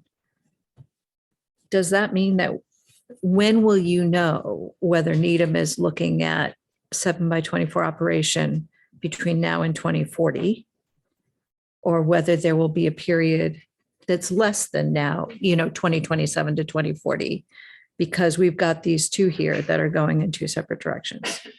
So, and I'm also going to say, while there is a lot of ambient noise, there is less ambient noise at night. Right. So recognizing that this is 7x24, I don't understand what this level of noise is at night for the duration yet. Right. Just to add on to that, there's no vibration at night. Correct. So Correct. that would be an issue. That would start. And they don't generally blast at night. That the fire department doesn't generally let you blast at night. And the TBM itself you don't feel vibrations from a TBM. It's just from the construction of the shaft and that starter tunnel Once the TBM starts mining, there's no vibrations. You don't feel it. That's part of why we do this. It's interesting. The old tunnels, the ones I talked about, were all built with drill and blast the whole way. That's not how we build them today. We build them with tunnel boring machines today. So the shaft and that cavern at the bottom and the starter tunnel is drill and blast. Blasting is generally during the day. Okay. So that's a good thing. As far as the periods of 24/7 and how it works, one of the things we're working through now is the program schedule, contract packaging, and exactly how these things fit together, or at least theoretically how they would fit together. If we think of that 6.8 mile segment from Highland Ave down to Mattapan, soup to nuts, mobilization to the waters flowing, based on our experience with Metro West, which had a similar segment, that's basically 8 years. It takes a year to build a shaft. It'll take 3 years to mine that length of tunnel. It'll take another 2 years to line that length of tunnel. It'll take then the balance of it to build the surface infrastructure and do the disinfection, the flushing, and everything to get it ready to go online. So there are stretches of activity, but then you move on to the next phase, and obviously the surface infrastructure. So the bookends are not the 24/7. The mining of the tunnel, which is in the ground, the activity is mostly underground with the material brought to the surface. And then it's a construction site. It'll have trailers. Evening, I mentioned it's swing shift. They tend to do a lot of maintenance at night. So the TBM might be, stopped for a little while. They'll do some maintenance, and it needs to be maintained. And it's an electronic piece of equipment. It's got fans and filters and oil and ventilation systems and everything else. To do that a fair amount at night. Again, that's deep underground. And then, of course, the surface activities to support that work underground. That's the kind of nighttime activity. I don't know whether MassDOT's going to allow us to haul at night or not. We haven't had those kinds of conversations with them yet. I have a feeling they're going to say don't haul during rush hour. But other than that, we have not gotten that far with them. So we do need to work through that with them as far as hauling hours, which I suspect there will be hauling hours. And that's part of why we want a certain amount of space on the site for storage so that we can keep the TBM going. The material's coming up, it's got a place to go. And then as we are able to take it off site, send it to wherever it's going to be, not this location in Needham where we're going to be with all the rock core. I couldn't imagine how it was big enough, but Yeah, no, yes. it's not.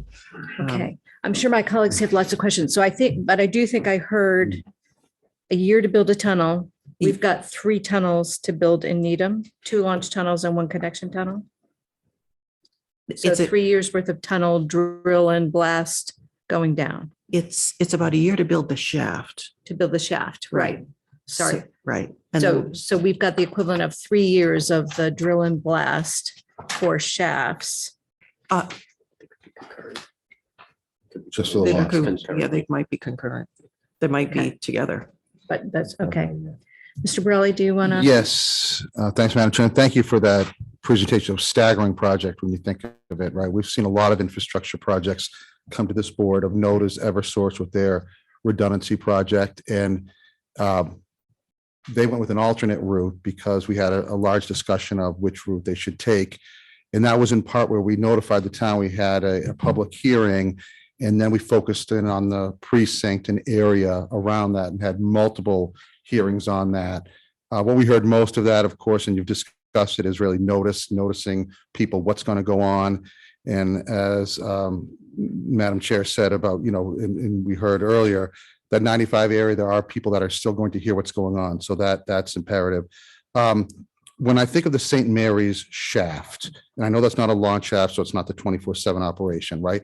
But there still will be some blasting, is that right? Or no, there won't be. No, the connection shafts are not. Okay, that's what I thought originally. So it's really just the 2. I did note that drainage slide that you had. That's underground, that 3 foot, the 36-inch conduit for the drain. I would ask if there's a way for you to look for maybe an easement through a parking lot for that instead of it following the road and taking up a lot of roadway.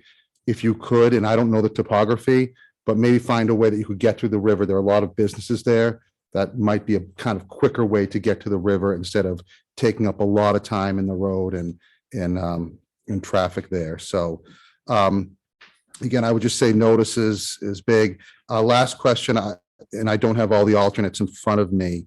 Are there any other alternates that we're talking about for the launch shaft that could be closer in neighborhoods, or is that pretty much, I'm going to do a pun, set in stone? But is that really where you're looking to do those launch shafts? Because that's really what I'm looking at as being the most disruptive. We went through quite an extensive process to identify feasible launch and receiving and connection shaft sites, but let's focus on launch and receiving shaft sites. It's all driven by hydraulics and where you need to connect, and land and proximity to highways, proximity to a body of water to discharge to, and in the Metro Boston area. Right. So you start the ability to find all of that together is small. There's just not that many places, and we really stretched and looked for places where we could do this. The Highland Ave interchange hits all of that. It's space. It's been used for staging before. DOT is amenable to our use of this. It's right on the highway, and the Charles River is close. So we do need to get to it. And again, a study to figure out exactly that route we show is a conceptual alignment. Sure. No design really has been done for that. But we know we need to get from point A to point B. So we really looked, the Highland Ave is just, it really ticks off all the marks, and there isn't anything nearby that would make sense beyond this one. Okay. Thank you. Thanks, Madam Chair. Thanks. Thank you all for being here. I just had 3 questions. The first one was going back to the water supply contingency plan and what that would consist of, what would happen in Needham if something were to go wrong, and kind of just to understand that on a little bit of a bigger scale. So you are part of the MWeros system, so you Right. get water from us. That St. Mary Street pump station actually draws water off of our existing line, and that's not going to be interrupted by the tunnel program. And because you get water from MWeros and you don't have municipal wells to provide your water that are in this area, but not within the zone of the tunnel. So we wouldn't expect them to be impacted by the tunnel. We really don't see that your water supply from the tunnel program is going to be impacted, because the existing tunnels, all the existing infrastructure is all going to stay in operation. Okay. This is a redundant project. Okay. And then the other one was about the TBM. So I'm just thinking, think about all plans. Worst case, if something were to happen to TBM, what would that replacement process look like, and how would it affect, I guess, the longevity of the program? Oh, you're talking about like the cataclysmic if the TBM. I'm just thinking, just going through. In a scenario that will never happen, by the way, because we're not even going to talk about it, but. Okay, then let's not talk about it. I'm just kidding. Go ahead. If the TBM were to get stuck, if something were to happen in the ground,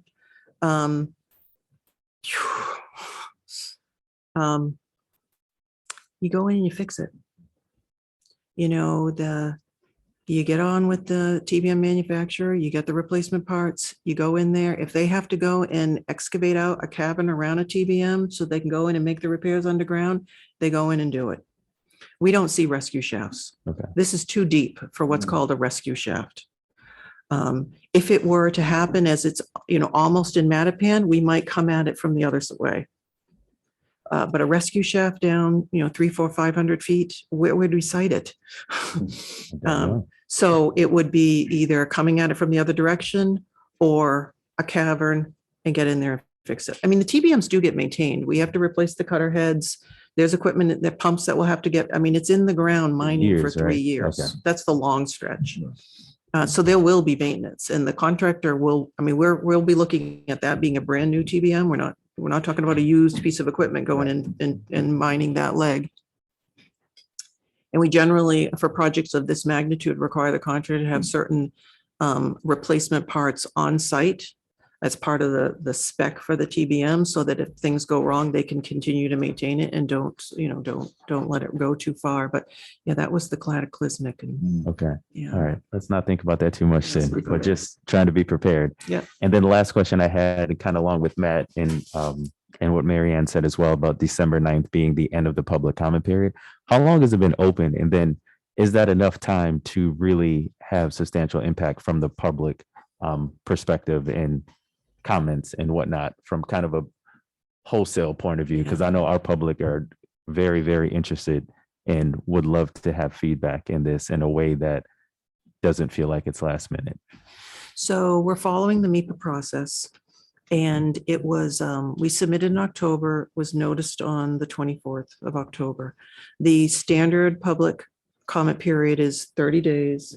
We asked for an extension of 2 weeks to make that public comment period longer in order for folks to have more time. There could be another 2-week extension. You can ask for that. You could ask MIPA to extend this another 2 weeks. But I think that's the most they'll do is 2 extensions. And that's the standard MIPA process, regardless of the project size. Now that doesn't mean we're not, as Sean mentioned, we're going to continue to engage. And we're going to continue to have conversations. And there's a lot to be worked out. I mean, we're going to be, at St. Mary Street Pump Station, ultimately, connecting into the Section 80, which is the source to that. Obviously, we're going to have a lot of conversations about with the fire chiefs, traffic, noise, all these kinds of things. The comment period is the MIPA comment period, but that doesn't mean you all can't comment. That's why you have Carmen's, you want his home number, you can have his home number. We won't do Just that. let to us you. know, because we want your input. I have to assume that however many public hearings the board are going to have, MWeros would be. Right. But this is that official Mhm. mass process where they have to do the environment. Okay. We look forward to a continued dialogue throughout Absolutely. the entire program. Great. Thank you. I appreciate the comments can continue, but I do think, to Marcus's point, that if you open public comment and we don't know that, then it doesn't really count as being open. So I would ask that we take a little care to notice people that there is a public comment period, because I didn't know until tonight, and I have to assume that if I don't know, then most people don't. I am concerned about the St. Mary's station. This is right in the middle of not only a residential neighborhood, but also a major commuting route. So that we encounter traffic issues here all the time. I'm really concerned that we make sure, I know that you've mentioned that the hauling routes can be tailored, but given that so many people are working from home now, I just think that we really need to think carefully about the experiences that people are going to have living in the neighborhood with this boring going on, whether that's just surface construction. I hear that you guys don't think that that's going to be too impactful, but I would be very interested in hearing from the folks in Framingham and Weston who have gone through this experience to see if that's also their experience, because presumably they're the ones who are really impacted. And I just lastly, I do really think that we have to be very careful about the noise and vibration levels from the highway. I know that folks living in that neighborhood, I mean, even at my house, which is not on the border there, can hear traffic from the highway at night, all night. So they are going to hear whatever it is that you're doing over there. And we need to make sure that it's reasonable. I was going to say, we had nights of unreasonable for the construction that recently ended. So I was thinking relative to vibration and relative to some things we've seen in town from vibration. Do you do pre-surveys of neighbors related to vibration so that you can document where you are We'll when offer things that, start? absolutely. Yep. We do in our standard, just on our surface construction projects, within a reasonable distance from the project. And then if we're asked to go beyond, and basically we work, and I imagine it'd be the same, we work with a pre-construction survey company. They go in, they mail certified letters to everybody. They offer the service. Not oftentimes people don't want someone coming into their home to videotape it to make sure that it is. However, we encourage it greatly because that is the first line of defense if there's damage, right? If you're going to make a claim, we obviously, if there's something we're responsible for, we want to take care of it. So we will work on that. Okay. All right. How do you think about public comment and outreach? So here we've had this discussion in public. I mean, I'm sitting here thinking, wow, this is really a different version of a big dig here that's coming our direction. I like Heidi's question about, helping us to better understand the experiences of people farther west and what it's been like. I think that would actually be quite helpful information to all of us and to citizens in town. But how do you think about outreach in the community, and when are some of the best and most effective times to have that outreach? So I'll talk a little bit about kind of our standard outreach and how we want to talk about ramping up for this, and I'll defer to Kathy just on kind of some of the milestones as well in which we'll do it, right? As of now, we use a couple of different pieces of technology, and this is the type of project where, and based on where we are, having just gone through and continue to go through, hopefully what is the tail end of the pandemic, technologies have come about, have been developed that actually will give us a greater ability to reach more people. So currently we have subscription services, which whenever we have a construction project, we set up a listserv for people. We ask them to sign up, and we're able to push things such as major project updates, minor project updates, traffic detours, things like that, in which we try to engage with people. As I mentioned, we kind of defer to each community because the community knows which neighborhoods are going to be impacted by a project. They also know which neighborhoods have been consistently impacted by projects over the years. So, we know what we have. You're in that neighborhood, by the way. And that so often happens. And so to the extent that it can be made clear to us how we can engage best, there have been instances in prior projects, both while I've been here and and before my time here, where you can set up a community group specifically to a neighborhood, right? Where there is the level of engagement that people want. We're happy to meet it. They're really, I'm sure there is such thing as too much contact and too much outreach. We don't really feel that there is in a project like this, right? So if it's every time, I'm trying to check myself here to make sure I don't say something that I will regret in future years, but we have not in Needham, but in other communities, neighbors that know every single blade of grass, right? And when something is going to be touched, we are going to have an email group that we know that we need to say, hey, we're going to be going in. Kathy mentioned the geotechnical program, which is a great opportunity for us to kind of get to know some neighbors, because the geotech program has a wide variety of work that's being done. Something that's not very impactful, such as laying a wire down the sidewalk on a street and hitting it with a hammer to be able to test vibrations. Some neighbors don't care. I'm learning so much. You are learning. Where neighbors don't particularly care, but there are some neighbors who do, and you can kind of judge, who needs to be notified. It's a learning process for us for sure, but one that we're looking to engage on. So anywhere from that kind of light touch to neighborhood meetings to large scale community meetings. If the board wants to hold public hearings, we'll go to a letter opening. We don't, we're happy to do it. It's kind of why we're here. And so we are happy to do that. I will say only a little bit more on kind of developing our website, because we're still in discussions, and I don't want to overpromise something or promise a technology that may not be the best fit for us. But there are several different technologies that have been developed before the pandemic, but have really improved, where you can hold virtual public meetings. So if you're at home and you click on the site, you can enter what looks like, a middle school auditorium that's got boards up that, if you're the homeowner and you couldn't go, you can click on it and you can go through the slides. There are places to provide comment. There are places for your comments to be returned to you and things like that. So we're investigating those because there's a wide variety of ways that people can be kept in touch. And in 2022, what we're going to see in 2040, the delta in where our technology is going to be huge. So, we'll continue to monitor that. And some of the things that we are already doing that are starting to ramp up, and Sean mentioned the boring program, the field program, we're trying to develop these little fact sheets or fly sheets that target a certain topic about the program. We have them for field work. We have them about our alternatives evaluation.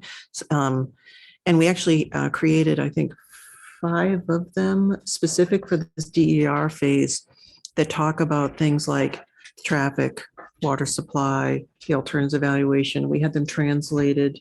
They're available on our website. We're trying to have the materials and the mechanisms for that outreach so that anyone can understand what's going on with the program and knows where to find information. And if we need to, again, go to a different presentation or meet with someone or what have you, so be it. And we look for your thoughts as to other things we can do, but we're trying to let folks know, what the program is about, what to expect, and the feedback. We have heard that this area has, experienced a lot of construction and a lot of construction that's still on the books. So we're certainly very sensitive to that. I can understand. And we're already in the back of our brain thinking, okay, how could we manage that? How could we do something that helps these folks that, doesn't really throw a tailspin into the program? Is there a win-win out there? And as we know more about what their concerns are, then particularly at the early stages of the program, we can build in those kinds of things. So to sort of soften that, it's much better for us to find out about these things earlier so that we can build it in. Then once, sort of contract documents are set, it's very hard at that point. So again, this early outreach, again, we want to hear from people. It just helps us. Okay. I'm going to turn to Kevin and give him a chance to ask any questions. Carmen, Kathy, Paul, and Sean. Thank you. This is an amazing project, and it's a real benefit, and it's an engineer's dream, I suppose. So, but my one is I have, I think, 5 questions. Vibrations of the TBM. As it goes along, it does not vibrate up from 300 feet at all. I mean, I have a vision that people in grow up and thinking water always vibrates in the cup, but no. So there's a story on Metro West where somebody went to a town to complain about vibrations from the TBM. The TBM hadn't started yet. Okay. We never got complaints from Metro West from vibrations from a TBM. It's deep enough in the ground that, and the TBM grinds. It's not an impact. It's grinding the rock. Okay. That's what the cutter heads are doing, is cutting and grinding the rock, just turning and turning and turning. Yeah. What is the diameter? We are looking at a bore diameter, so an excavated diameter, probably no larger than 15 feet. Okay. All right. And then a finished diameter, obviously smaller than that, right around 10 feet. Okay. And then just concerned with the noise and whatnot, because you can do that, especially in this neighborhood. Okay. There was the Adder Lane project that was effectively a open heart surgery. And I really feel like the grass hasn't even grown back from it, and we're now reopening it. I feel my heart goes out to all the abutters. And certainly we have a major development project that's in theory, about to be built. So. Yeah. Right. So it's a 1-2 punch. And I do remember when they're doing the extra lane, it was super loud, even at night, because they were working. So just be aware that's what you're going into. Number 3, Eversource, you said, needs to provide extra power. So what would the infrastructure look like? Are they setting up another line down 128, 95, or what are we looking at? Towers? No. They have to lay some new conduit to bring a suitable power. So the TBMs are run off electricity, and you can imagine for something to grind in a 15-foot diameter, vertical hole through the ground, it's a fair amount of electricity. There is not sufficient excess capacity in the area to support the power needs of the TBM. So we've talked with Eversource. They've looked at their power grid, where they have it, what substation. Again, it's early with them, but they know they need to bring it to us. And that would be an early action project, because you'd want that all ready to go when the contractor starts. Okay. And then you mentioned wells in the area. There are none. Are there any geothermal wells? Are those? It didn't show up in the research we did. We checked the Mass DEP, the Mass GIS, and we didn't see any geothermal wells that showed up in that half-mile radius. But I wonder if by 2040 there'll be And a we'll lot keep, more. we'll be we'll keep looking, particularly as we go into the final design and redoing this. And, you know, it's interesting that database, you really have to verify the locations because the database isn't perfect. Okay. So that will go on. What we've done so far is sort of the initial first paper study.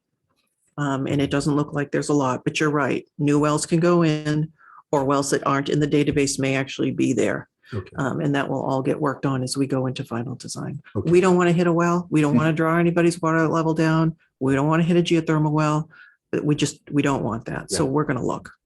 Or the vibrations to fill one in or whatnot, I suppose. Right. Okay, and then on the southeast quadrant, you talked about there's a drainage feature. How long would that be? What does it look like? I mean, what are we? It's the existing drainage. Yeah, that's a MassDOT put that infrastructure in. And what we would do is basically protect it. We wouldn't impact it. Okay. Yeah. Yeah, I think it's a green infrastructure, right? Okay, Got fine. some Wetland plantings in All there. right, but it's not like excess water would ever be pumped over there or anything? No. Okay. Thank you very much. So it's maintenance of that. Karis, do you have any observations or comments that you think the board should be aware of, or So I think there's a. do you want to come up to the table for a second so we're sure that the folks on cable or on YouTube can hear? Thank you. So I think just overall, I think it's just understanding the benefit, the potential benefit and the risks associated with the project, I think are helpful, realizing that our town, but other neighboring communities as well that are served by this project do get their water through the MWRA, and having the ability to maintain and have that redundancy does have an ultimate benefit for the community. And that if they did have a water main break, or they did have a massive repair that needed to occur, that we would still have the capacity to continue drawing water, as opposed to having to shut down in our community or potentially not have water in communities that don't have the redundancy that we do in Needham. So I think just being mindful of that, but also mindful, I think, of items that you have already addressed about this particular area, the duration of the construction, the impact of the construction. We're going to be reviewing this, and we've started the process of reviewing this internally for comment for MIPA. I think hearing feedback from this meeting was part of our process as well. So we'll be adding items of note from your comments as well to the town's comments as far as the project goes, as well as working with our water department and the engineering department to provide feedback. Just be noted that the NEPA process is a very specific process from that state, asking specific questions at a specific time. Right. Just bearing in mind that, you know, we would have meetings and neighborhood concerns Absolutely. don't have to be filed in. Everybody knows that traffic, vibration, and noise are going to be the big issues, and those are going to be continued to work on. Kate, I'm sitting here wondering if there is a need to flag this project maybe as part of our News You Needham, or, you know, the weekly, It's on my list. to let people know, you know, kind of what part of the video they might want to watch, and give them an opportunity to comment back to us, so that their comments can get consolidated with other feedback as well, and we can become aware of those. I think that is a good first step here. And then I think we're gonna have to figure out when's the next time to bring you guys back. But I appreciate hearing all the thought and the care that you've put into this project. I'm not getting the same feeling that I get when we normally have our Eversource reps here, but I do recognize that there's going to be an Eversource piece to come in here. I'm hoping it was. mainly comes across West Roxbury through Cutler up that way and maybe easily over here. We'll see what happens, because I don't relish having another discussion with Eversource about where they're gonna connect that. So getting that settled will be a very important piece to all of us. That's been much more challenging. Believe it or not, it sounds like it may be more challenging than a lot of this. So it's that digging on the ground. I think Matt's suggestion about going through a parking lot, if you look at the picture, it looks like there might be a much more direct route that you could get through that way. So interesting. Thank you for Thank coming. you. We appreciate it. Sure. I'll be happy to answer any other call questions you may have. Terrific. Thank you. Thank you. Happy Thanksgiving. All right. That brings us up to Ms. Lustig again. I know that Mr. Morelli at some point was hoping to depart this evening. We'll see what he's doing. Did he actually depart? Okay. So we will carry on without him if that's the case. Hello again. Hi. Or hello still. as Yes, the case may be. So I just want to apologize. There was an error on the cover sheet and it'll just be myself. Brian Highland will not be present, but I can certainly follow up with him if we have any questions related. Tell him we missed him. I will. So I just wanted to provide the board a brief update about the work that DPW has done over this construction season. And then a little bit of a preview into snow and ice, because every time there's not a time in which we aren't talking about snow and ice, but as we are starting to prepare for our season. We've had November snow the last couple of years, right? I think so. Yeah. And they actually had snow in the western part of the state earlier when we got rain. So we were happy to have rain and not snow. So just a brief update about our construction season this year. I think individuals have driven the town and sort of noticed that it's a little different than we've had it in past years. This is probably about the latest we've gone for the bulk of our construction season. Typically, we do have quite a bit of construction in the months of June, July, and August. And this year we had significantly more construction in September and October. And I just wanted to acknowledge that to the board and sort of give some background as to why we've been experiencing this. I think like so many different industries, we're experiencing staffing and supply chain issues from not just our own work, but our contractors' work. At the same time, there's a significant amount of funds that are being poured into public construction. So we're dealing with limited resources and high demand. Things that we did not anticipate to find supply chain issues with. So we've had issues with things that are technology driven, things that require items being shipped from overseas. But we actually had a significant issue this year with granite curbing, particularly curved granite curbing and steel pipe, both items that are manufactured domestically. So that was a challenge that we did not anticipate. And actually in both large projects we had involving curbing and pipe, we were starting construction before all items were delivered, and we're actually laying down the material as they arrived. And we were very fortunate in that they, every time we finished one segment, more items were delivered. So we didn't have a disruption in our construction schedule. But this was obviously much more difficult for the town as we try to navigate the construction season and making sure we accomplish all of our projects. But we also have the schools open, and that obviously there's just schools everywhere in Needham. So it seems like no matter where we were doing construction, we were impacting one or another drop off or bus route. So we were mindful to work with the schools, but also felt the need to continue to press on and make sure that we got a sufficient amount of construction work done. And I think you'll see in the following pages, we did accomplish quite a bit this summer. We've also been experiencing, I guess I'll call it like a weather shift. We talked, sometimes it does snow in October and November, but I would say overall in the past few years, we've had more mild Octobers and Novembers that have allowed our construction season to be more productive towards the back end of that season. This year was also the case. So we were able to continue working. In fact, to be honest, it was very hot during July and August, which may have made it some types of construction more difficult or slightly less productive because it's more draining on the staff. So working in the off season was to our advantage. And I think you mentioned it before with the last presentation, and we've had some interruptions related to Eversource. We had certain projects in neighborhoods, paving work in particular, that we try to plan out several years in advance. And it seems to be that when we give notice to everyone when we're doing work, like good stewards, they want to make sure that they're repairing the infrastructure underneath the paving work that we do. But sometimes that requires a disruption because they come in and let us know, a few months in advance they're coming in to do work in those neighborhoods. So we have to redirect our resources. And then I think, as I mentioned earlier, with our new assistant director, we had some staffing transitions. We've effectively transitioned our entire senior leadership group in Public Works, as well as our engineering division is currently in the process of finishing out their leadership team. And they are the individuals who lead the majority of the projects, particularly the large outsourced projects that we do in town.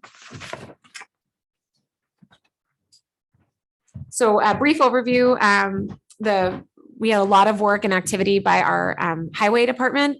Some of it was work that's part of our normal programmatic paving work, and some of it was sort of exceptional improvement projects that we've done. I hope you notice on Central Ave from Honeywell to Gold Street, we're finishing the project up now, but we're effectively doing a road diet in that area. We've significantly narrowed that corridor for traffic, which is a traffic calming measure. We've widened the berm between the sidewalk and the road, which protects pedestrians a little bit more, but also provides better drainage for that area. And then we've also fixed, there's one section of sidewalk on Central that we were unable to operate a sidewalk plow. It wasn't compliant. It was too narrow.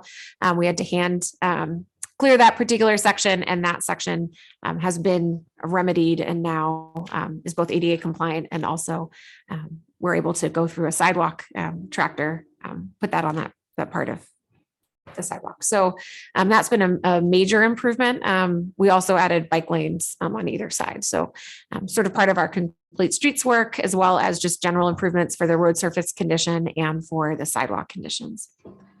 We did resurfacing work, which is more surface level on several streets. We do micro for the commercial areas because those roads are constructed in a way that they can take the product. It doesn't have as much flexion. And then we did rubber chip on the the neighborhood roads, which were not constructed with as much ground infrastructure. So the product that we need to put on top needs to be able to flex. We've actually received very little feedback, I would say, on either product as far as concerns from neighborhoods. I think we've had one call to do an additional sweeping on the rubber chip road. So our community outreach in that regard was pretty successful. We also did a very small project at the beginning of the season where we put a small section of sidewalk on South Street, connecting a small neighborhood across Chestnut and providing a crosswalk for pedestrians to be able to get from that area to Chestnut Street.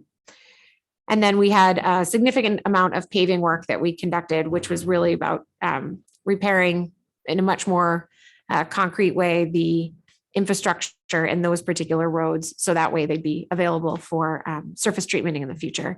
I think I've mentioned this at prior meetings, but we tend to do an alternating process. So we tend to go for paving first, and then we do a surface treatment once that paving has reached the end of its life cycle. We still have streets in town that have not had their first pave. So effectively, in the 90s and prior, we did a lot of chip sealing. And so there's still roads in town that had chip seal after chip seal after chip seal. And we're working to make sure that those roads are addressed in the paving process. And then I think one of the projects I'm the most excited about is the complete streets improvement that we did at Harris Ave, and then at the Dedham Warren Harris intersection. I think that this is an intersection that was on a lot of people's radars for a really long time, as far as one being a little bit challenging for drivers and pedestrians. And I think we made some, call it like slight improvements to that area that widened, narrowed intersections, pulled apart the different roads to really force drivers to make turns onto the road, not drive straight across the road, and also shortened the amount that a pedestrian can be on. So if you have not seen those improvements, including the refuge island, I encourage you to go out there. We'll be finishing up that project in the spring when we're going to do the final paving. And I'll get to it in a few slides, but we're actually going to be having the state do, the state has coming out to do the surfacing work on Dedham Ave as part of a rehabilitation program they're going through on all state numbered roads. And it just happened to coincide really well with this project. So we can have that paving work done and then have all of the brand new markings put in on that stretch. We also had some repairs that were made to McLeod Plaza, which is in that little area between the Chestnut Street parking lot and Chestnut Street. That was done in-house. And that's actually the picture that you have here that our staff did themselves. On outside of the highway work, we had the beginnings of the remediation work at Walker Pond. We're nearing the end of that particular project. And we've also been going through all of the projects that we have in town and really trying to identify where there may potentially be some drainage improvement work. The Harris, Dedham, Warren's work that we did, we actually were able to put some infiltration into that island and get more water to be captured there. So we're trying to find a way to feather drainage and NIPD's improvements throughout all of the projects that we have in town. We are completing the water main on Mark Tree and Central. The pipe is completed now, and we're wrapping that project up. This was one of the projects where it was delayed because of piping, and we were literally laying piping down as the shipments came in.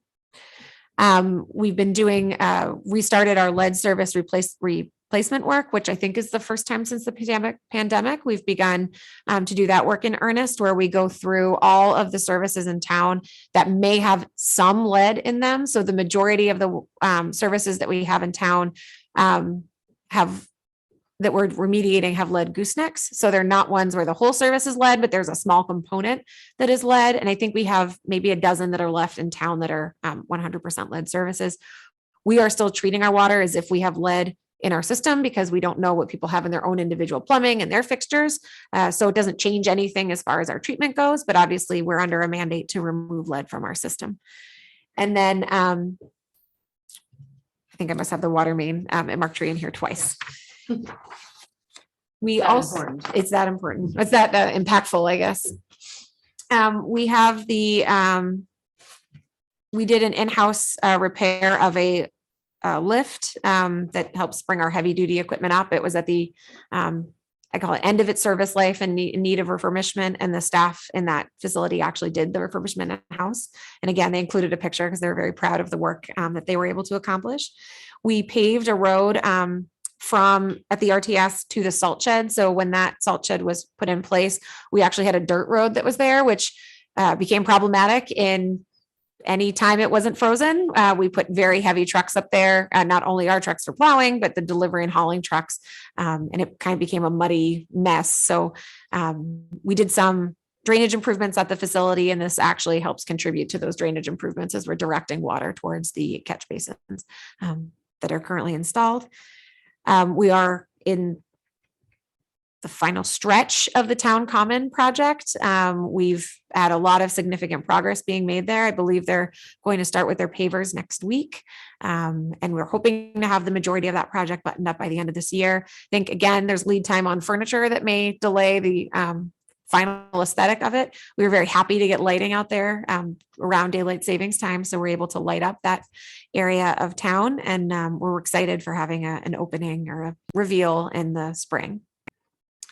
And then our building maintenance division was obviously very active over this summer, doing a lot of work on the HVAC systems, trying to sort of restore them back to normal functionality. Our systems have been operating at probably 130 to 150% capacity over the last 2 years. And that's very draining on our equipment. So making sure that everything was functioning the way it's designed to make sure that our classrooms are properly ventilated for the students. They also did a flooring replacement at the Broad Meadow and the Elliott. Those buildings, while I feel like are new in my memory, are actually starting to show some age. And this was part of their maintenance plan, where they did a lot more than this, but this was the largest single project that they accomplished this year. Sort of looking forward, we are looking in Public Works to do a public information session this winter, probably in January or February. We have a lot of projects where we've been getting feedback from residents in public meetings, public hearings, and we're realizing internally that we need to work on making sure that we're reaching out to residents, not only when they have a project coming in their neighborhood, but also just to inform them about the kind of work that we do.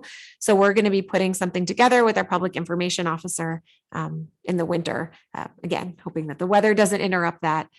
So we can help provide just an overview of what we do as an organization, but also projects that are coming up in our 5-year capital plan to help inform the public about what's occurring. And I'm hoping this will also work in conjunction with our transportation committees as a part of that as well. Sure. I also had alluded to earlier, MassDOT approached the town a few months ago about a program that they has been in place, I think, for 2 years, where they are going through and rehabilitating numbered roads. So Dedham Ave was selected as a road to be rehabilitated in the spring. This would be a paving overlay from the bridge, although now they're talking about taking it from 128 just because of the condition in the Dedham side as well. And then doing a pavement overlay all the way up to the work that we did in the downtown. Which is a fairly significant stretch of paving that we will have facilitated by MassDOT, which we're excited about. They also are going to be covering the width of the project that we just completed. So we'll be able to do all the markings and pavement work as part of that project as well.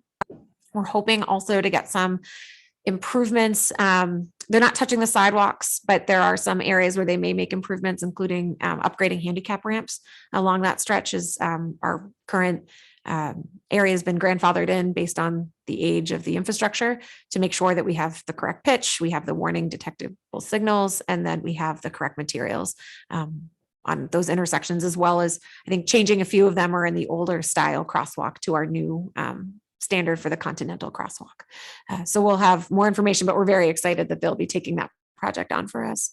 They'll also be repairing all the drainage infrastructure there as well. We're working very closely with the town of Dover on the Central Center Street Bridge. They have applied for the state's transportation improvement plan, and they've been approved for the preliminary phases. And we're currently working with them to try to identify funding sources for the design component.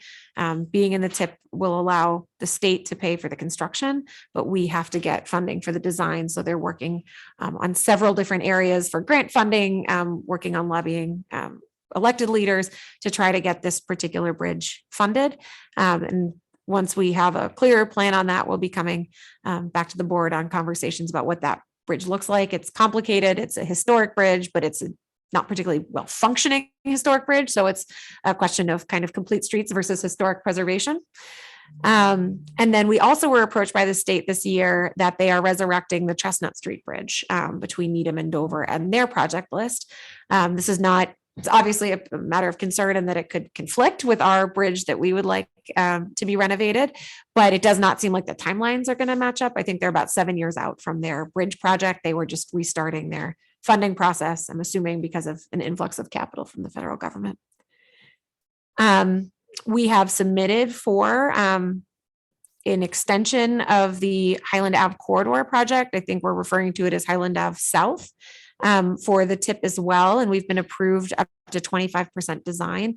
We're probably at, I'll call it like 9 to 10% design, working with GPI, who's the consultant on this project.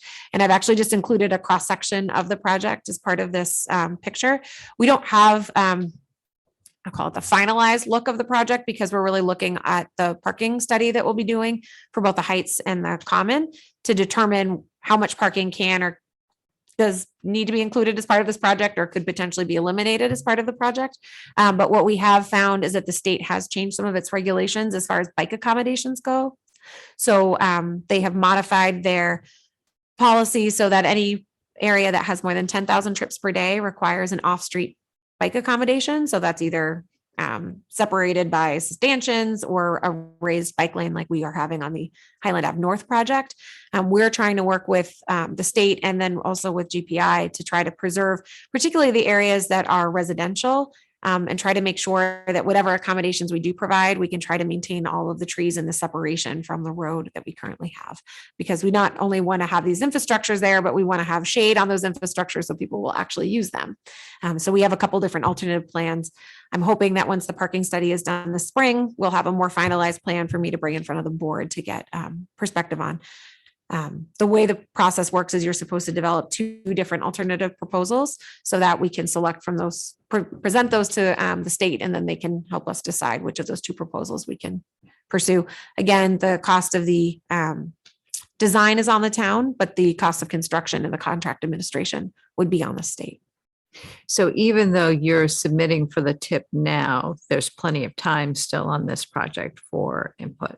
Absolutely. We're not at the stage yet where we would be, we're kind of just figuring out what's feasible given what the right of ways are in this particular area and what the regulations are required for the project. Then we would be coming in line for the TIP funds. Exactly. Okay. And then lastly, and this is a project that we're currently working on again, it's the parking study is going to be informative as part of this process goes, but the downtown streetscape project is still on the horizon. It's just not one that we're currently able to engage in conversation on just because we need to know more information about parking, because once we figure, we only have the right of way that we have, and we need to figure out how to allocate that in the best and most sustainable way into the future. So, but those are sort of the larger projects that right now DPW is undertaking. And then lastly, just a brief snow and ice update. I've also updated the schools as well, the school superintendent as well about our current program. We just started signing contracts for contractors. I'm sure you've seen the billboards in Needham, if not everywhere else.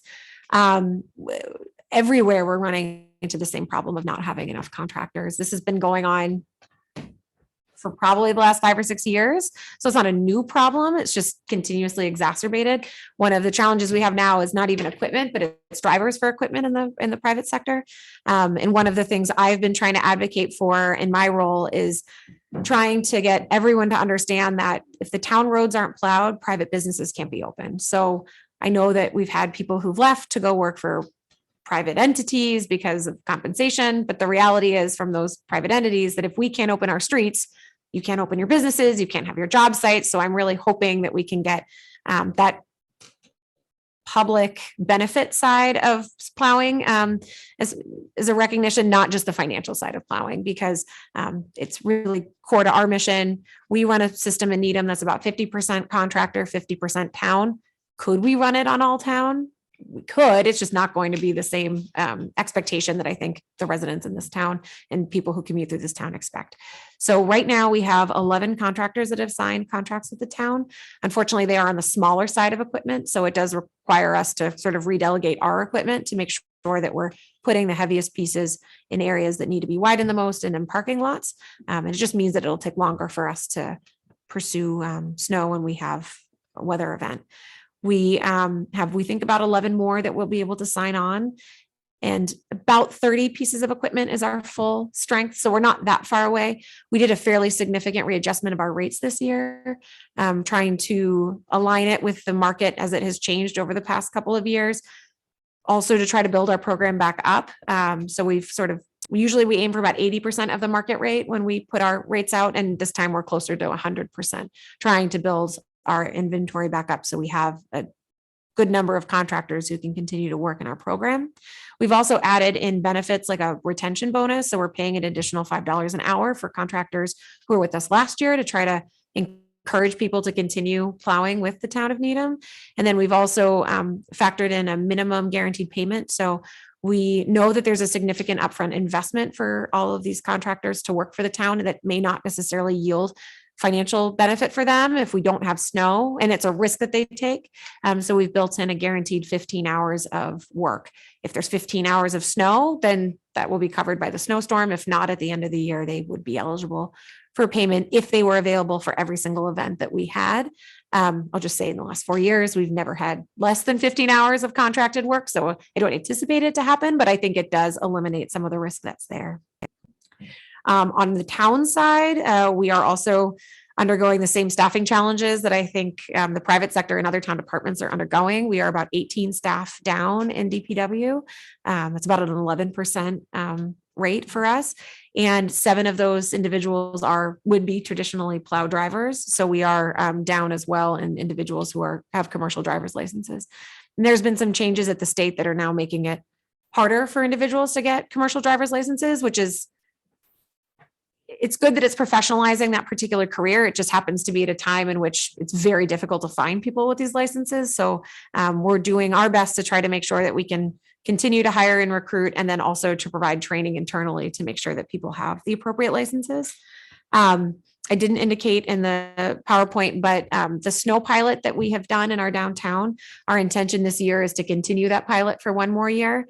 We had hoped to add an additional FTE to the highway department. We had that funded at town meeting, and experiment with the concept of an additional sidewalk route that may help provide additional benefit in the downtown.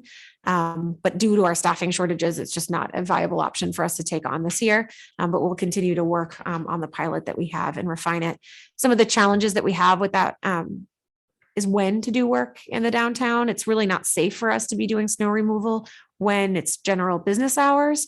So businesses would still have to continue to remove snow during events, and that we would really only be able to remove snow off hours. The type of equipment we have is large, and it's got a very large rotator on the front that could hurt somebody if we had it going when we had traffic and people on the street. So it's still a limited benefit that we would be able to provide. And we're going to continue to work out the kinks on the pilot of figuring out how to communicate with the businesses the best. So we're not doing double duty, as well as when to expect us to come out and when not to expect us to come out. So we'll continue with that this year.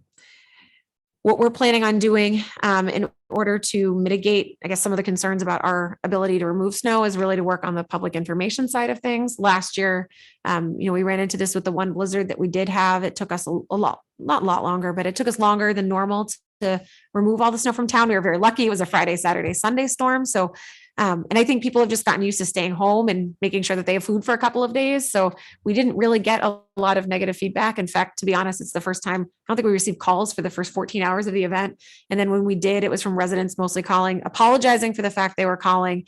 And then just making sure we hadn't forgotten their road, because when we're dealing with public safety, we make sure that we have one pass so that an emergency vehicle can get to people's homes. And then we widen the road when we get to those very difficult conditions. It just took us a little bit longer to get from that one pass for public safety to widening the road to make sure that it's safe for residents.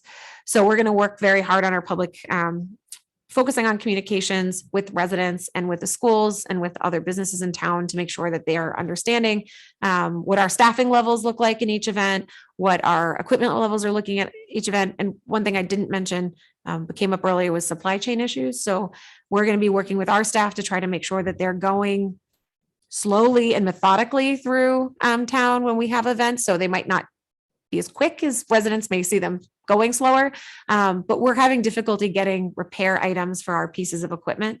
We have not been able to order several of our pieces of equipment for the last 2 years because of what's happening in the car market.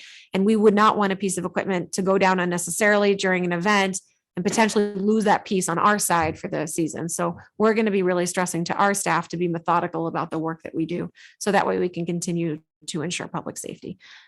We did get a report from a neighboring community about their weather projections. So the projection they had was slightly colder and slightly snowier. So I'm kind of banking on that slightly word.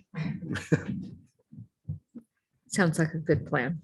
AO's in 15 hours. Yeah. Anything else? I think that captures it for today. Sidewalks. Do you want to say anything about sidewalks? There wasn't sort of, I think in here, a report about the South Street sidewalk extension, but other than that, there wasn't a general sense of sidewalk work for the summer. So the sidewalk work was done, I guess, in tandem with all of these larger projects. Actually, the bulk of the work that was done on Harris and Harris, Dedham and Warren was actually sidewalk and radial curb work. The company that we had this year was fantastic and was able to, I think, really minimize the impact that they had on the traffic when they were doing that construction work. We did, in the other section of town where we did significant sidewalk improvement was on Central Ave. I think we've talked before about the extremely high cost of sidewalk work compared to road work or other work. And we actually had a sidewalk bid today and prices increased. I think granite, to be frank, I think granite curb is driving that primarily. The granite curb that we normally get is from the New England region. For whatever reason, it was not available this year. And actually all of our granite curb was trucked in from the south. So I think that all of the firms are now building into the cost of additional trucking in order to get granite curb. MWRA might have some granite. To be cutting the right pieces. That's right. Yeah. Teeny tiny little bits. Any questions for Karis? Can you just tell me what this last bullet point is, the free rider concern? So I think it has to do with we've heard from contractors before that they're worried, they don't want to work for the town because they want to go work in the private sector. They want to do people's driveways. They want to go work at some of the shopping malls.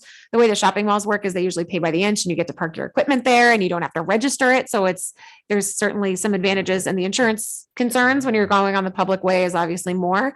But I think the concern is that if people don't help the towns out, the private businesses don't open. So I think everyone has the same end goal, which is making sure that people can continue on in their lives. And I'm hoping that individuals will realize that the town is the place, whether it's Needham or neighboring communities, to plow, because there is a public benefit to it as well. And that's what we've heard from the people who used to plow for us, that it wasn't just a money-making thing. They actually saw it as their civic duty to come and plow for the community. Thank you. It was an incredibly comprehensive presentation.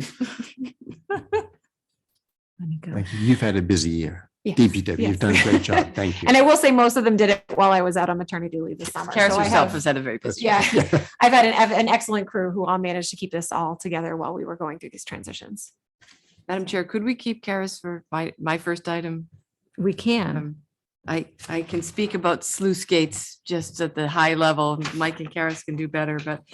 So I want to stop here for just a second though and say thank you for Okay. all of this to everybody in DPW because I know that DPW is a group that takes a lot of comments from a lot of people who, because everybody has a driveway and everybody has a sidewalk, they all have an opinion and they drive on our roads about how that should happen. So thank you to everybody for doing your best and getting to be all over town. And you're right, you were near every school in town and I'm sure everybody had a comment about it. So, Thank you. all right. Kate. So when we were going through the capital plan with Public Works, we came upon the Rosemary Dam sluice gate item, which is the mechanism that helps the water flow through Rosemary appropriately and make sure that the runoff isn't a problem for us for excess rain. And it is experiencing some need for repair. It is an item that could qualify for our ARPA funding, and we did have discretionary not yet assigned that we are recommending move into the Rosemary Sluice Gate replacement NIPD stormwater category. And then we could get the project actually started. Like everything we're going to talk to you about probably feels like for the rest of the year, like there's supply chain issues for everything. And the assignment of ARPA funding for it could at least get us started now rather than waiting till June or July. Yes. Can you remind me what NIPD stands for? Yes, please? National Pollution Pollution. Elimination Discharge System. Thank you. It's, Karis, overall is water quality. Is that what NIPD's is intending to increase? It's improving water quality in Needham in particular. It's the phosphorus loading of water quality. Thank you. It's true in many communities. Yeah, that's a big factor. Yeah. And so this sluice gate is at the bottom, right, on Rosemary by the bend, right? Yes. Yes. All right, I can make a motion or? I don't know if the water sewer and superintendent wants to add anything about the sluice gate. Would it make you sleep better at night if we fixed it? Yeah, for sure. That gate's old. We've actually been out twice. Mike, do you want to come up to the table just so I'm sure people can hear you? Thank you. I am Mike Gretzky, Water Sewer Drain Superintendent for the town of Needham. The sluice gate in question here is old and it definitely needs some service. Depending on what goes on, it does leak a bit right now. We're concerned that if it had to be opened or closed, it could get tied up in one position. And that wouldn't be good for anything. So we want to get in there and try to get this fixed as soon as we can. We've had Beta Engineering out twice. They were actually out today.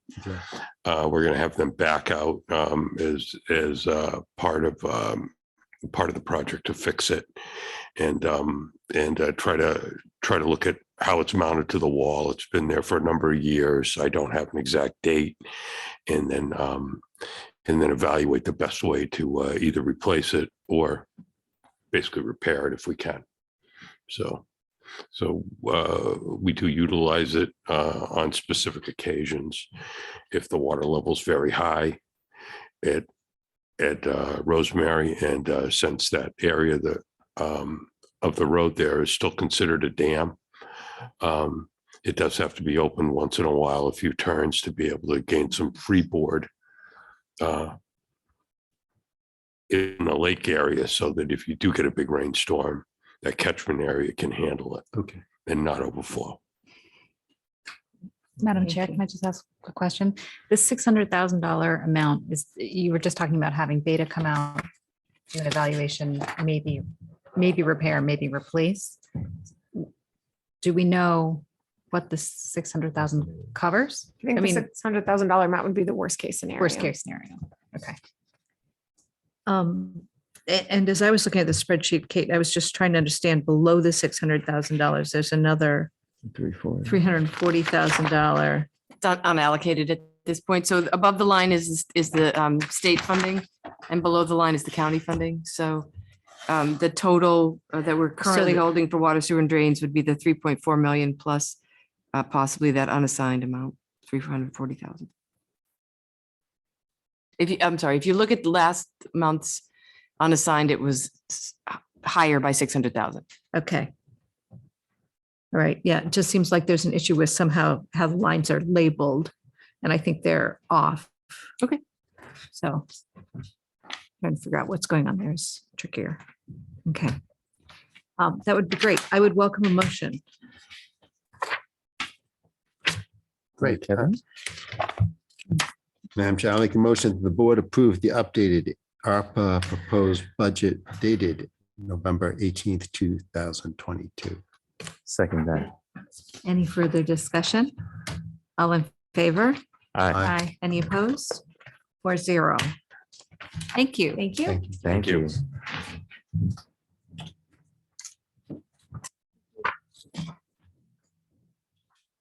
Miles.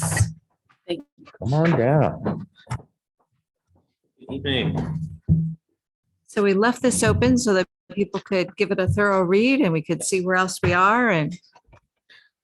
We have not heard feedback. Okay. There have been no changes made to the draft policy or the draft SOPs, but following up on comment from the last meeting did create a one-pager FAQs for the process that covers the discussion that we had last week, going through why are we having this hearing? What does this entail? It talks about why the select board's being notified, and there's actually bullet number 5 speaks to this being not just something we post on the website, but something that we can mail to abutters while they are being noticed per statute.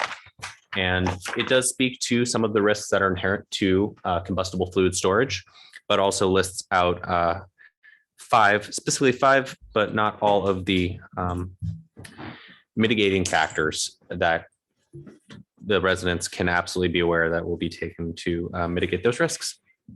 So one of the things that I thought might be helpful information, or we could think about, we have many of these tanks that are installed both above ground and below ground. And it feels like maybe some background setting information that says this is not an unusual thing. Mm-hmm. You are being notified, but this is not an unusual thing. There are many of these in place. They get inspected, regularly, which it says in here. But I feel like that's the question that people come in and want reassurance on and always look to Dennis for a response on. So somehow it felt like that needed to be here. It's a draft. Absolutely. I appreciate your pulling it together. That was really helpful to see it because I do You've admit been I asking asked it for this 3 years. for Thank you. years. Yes, Thanks, Miles. Thank you. Years. Other questions? Comments? And I would welcome a motion. With the suggested. Right. Okay. I know Miles is going to take my Right. suggestion because he Right. always does. Thank you, Miles. You're not actually voting on the FAQ anyway. No. So No, any we're other, really actually, voting any on other the- comments you have On the FAQ? procedures, right, Much appreciated. the policy. So motion. All right. Motion that the board vote to adopt the revised fuel storage application procedures policy dated November 22nd, 2022. Second. Any discussion? All in favor?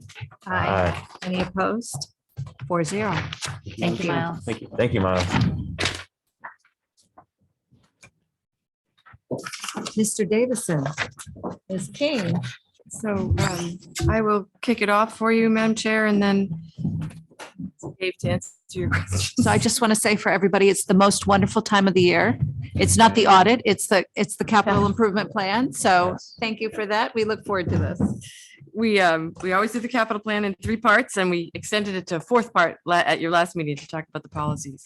So all of the requests are here, so please save them if you have them in paper or you have them bookmarked. We're not going to copy them again for the next meetings, but they will be the same forms.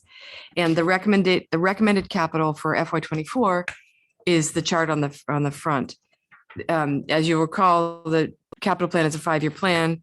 We do make recommendations for the entire plan, but this is the first year of the plan. And the first year of the plan is typically the most, it's the part that turns into the capital budget, and it's the most accurate because of changing circumstances. We try to keep the outside 4 years pretty close, and I think you'll see that when we go over that at the next meeting. But there are often changes, there's priorities, there's things that happen, and then there's supply chain again that's happening.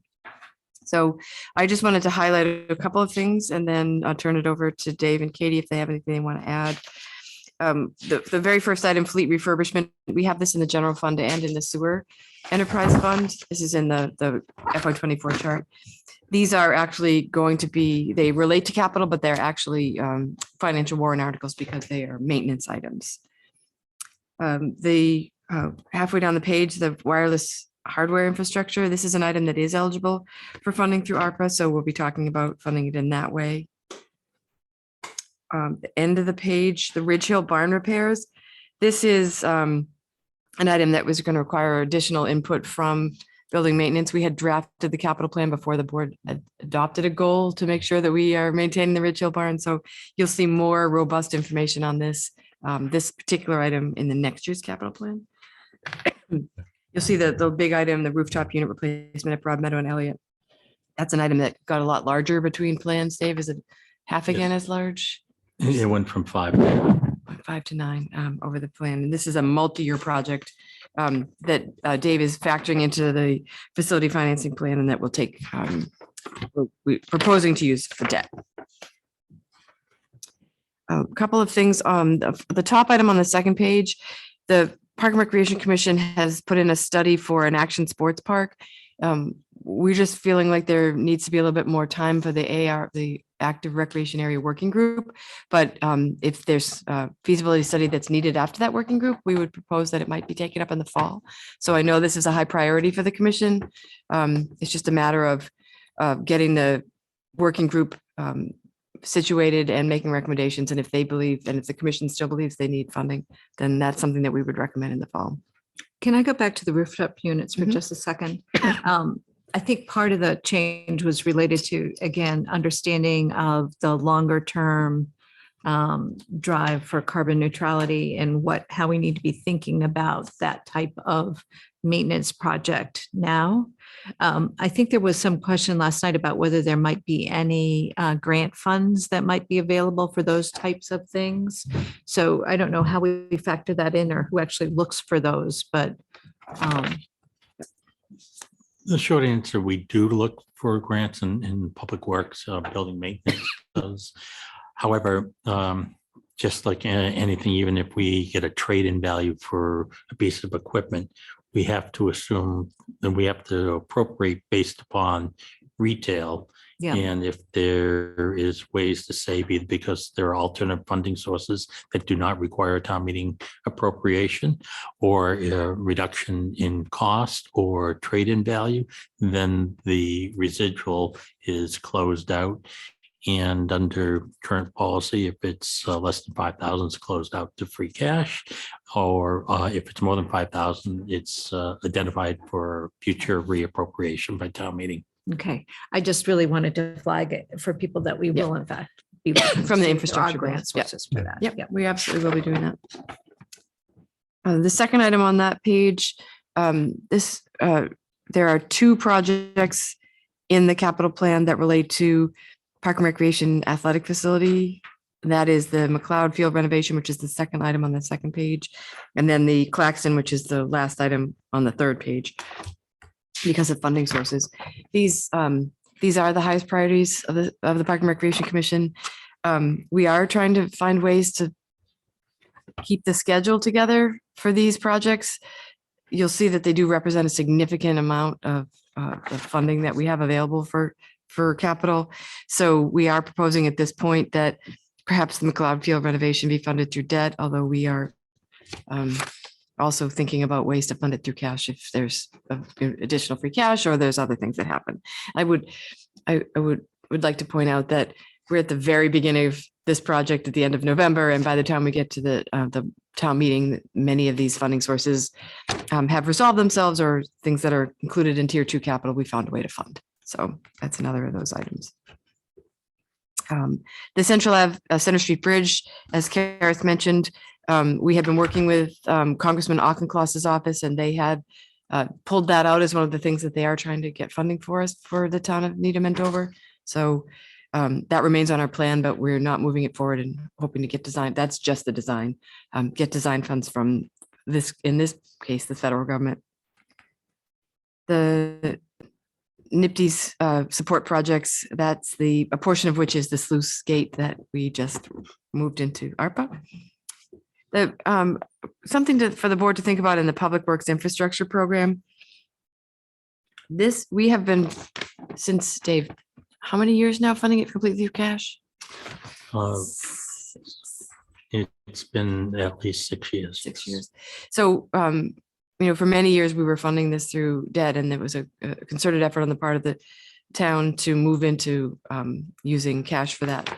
One of the things that we're looking at making recommendations to the board on over the next 2 months is whether we should be, when possible, using our Chapter 90 allocation for this purpose.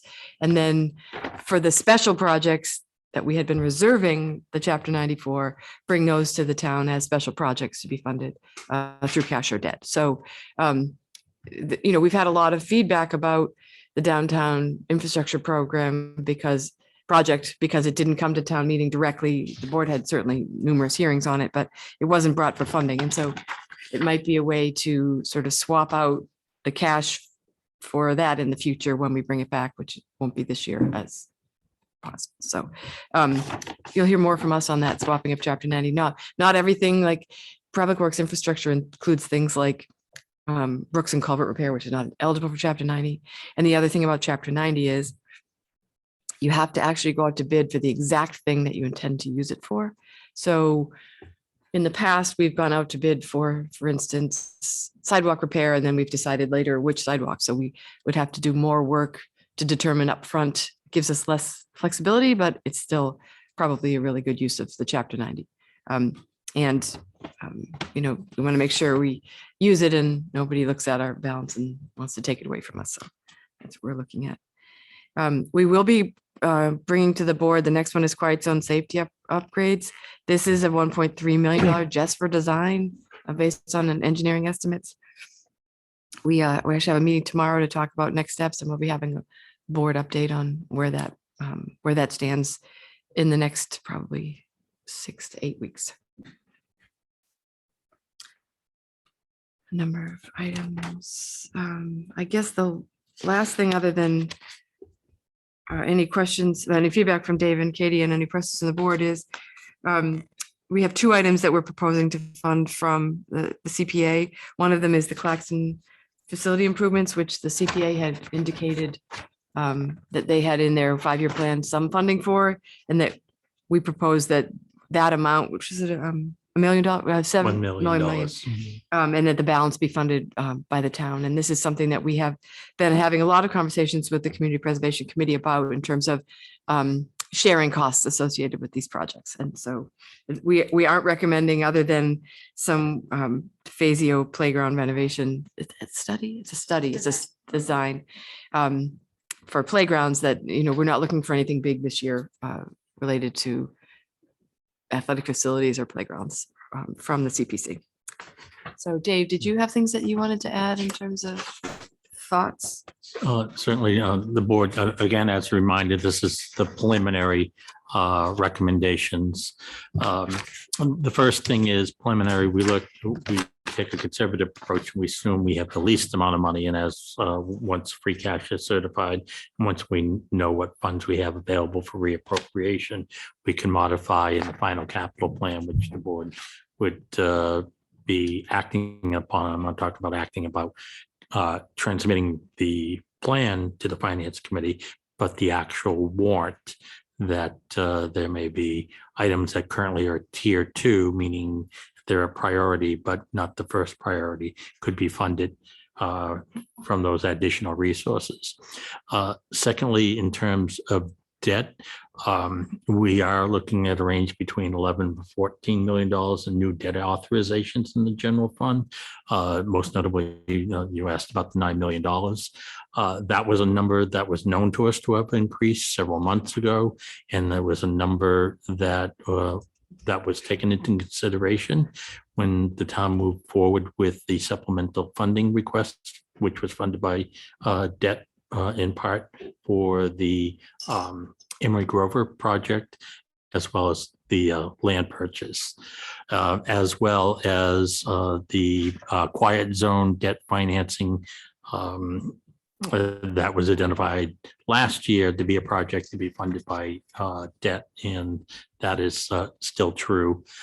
The other notable item is the ladder truck. That's a truck of Quint that's in here. Yeah. yes, which is $2 million, and that has been planned to be financed by debt all along. The actual change in here for new debt is associated with the McLeod Field project, and over the next several weeks, if we find funds that are available to help reduce the amount of debt that we would issue, we would be doing that. So the amount of debt that actually might be presented to town meeting for consideration will probably will be less than $14 million, and could be less than the 13.6 that you're looking at now.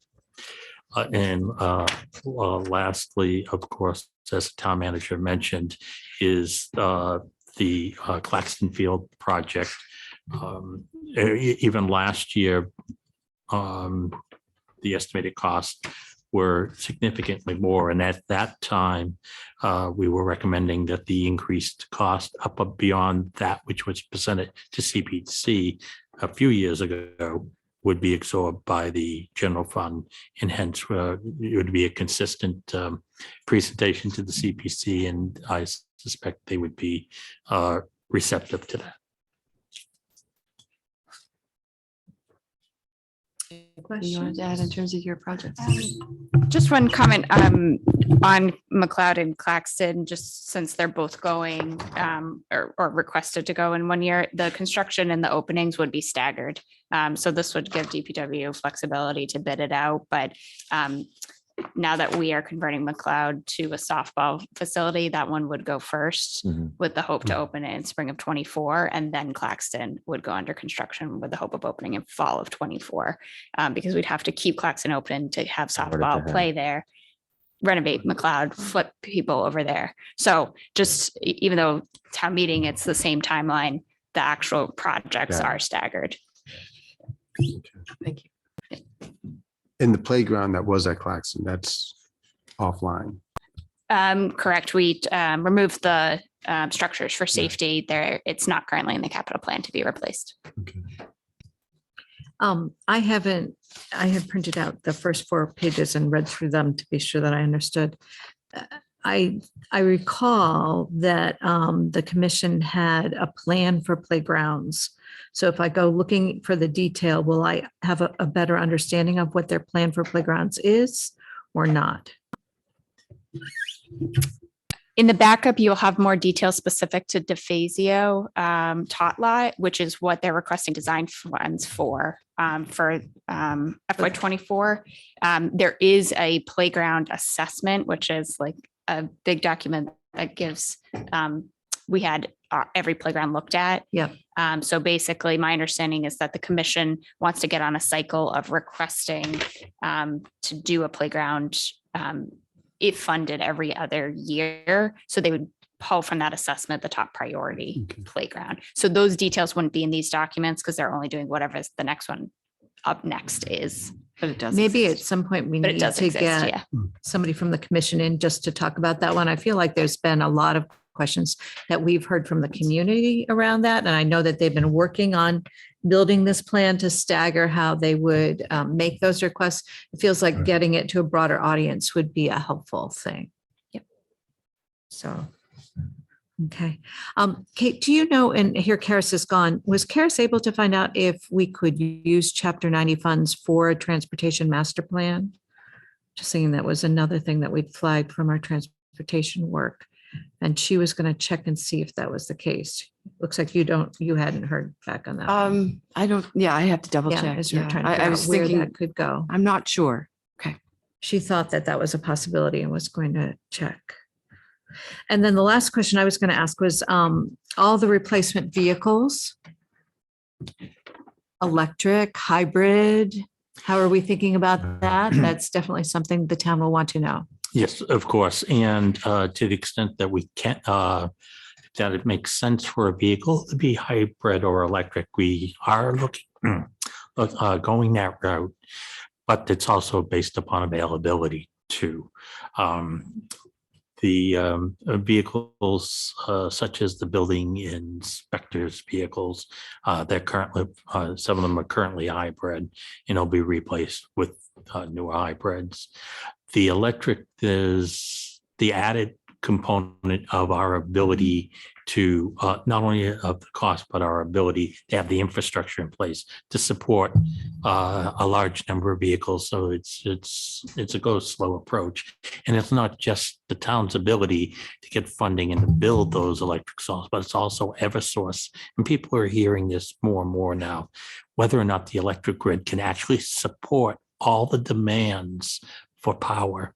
And it's growing. And of course, communities that are looking to try to discourage a new construction with any use of fossil fuels, the demands on the electric grid are going to be that much greater. And again, Eversource has concerns about its ability. So all those are factors. Correct me if I'm wrong, Dave, but I believe one of the things that we are looking at is instead of gasoline hybrid, looking at plug-in hybrid, because we have some fully electric vehicles which have been difficult for us. And so they're looking at plug-in hybrids that are, a different version. So that's something that they're looking on. We're trying to, the best possible least carbon use vehicle is the goal that's allowed. One of the things we're looking at, is it next year that they're looking at the electric bus? Yes, the something you'll hear more about. Looking to pilot an electric bus, but that's also issues about the availability of power and some of the construction improvements that are necessary to make that happen.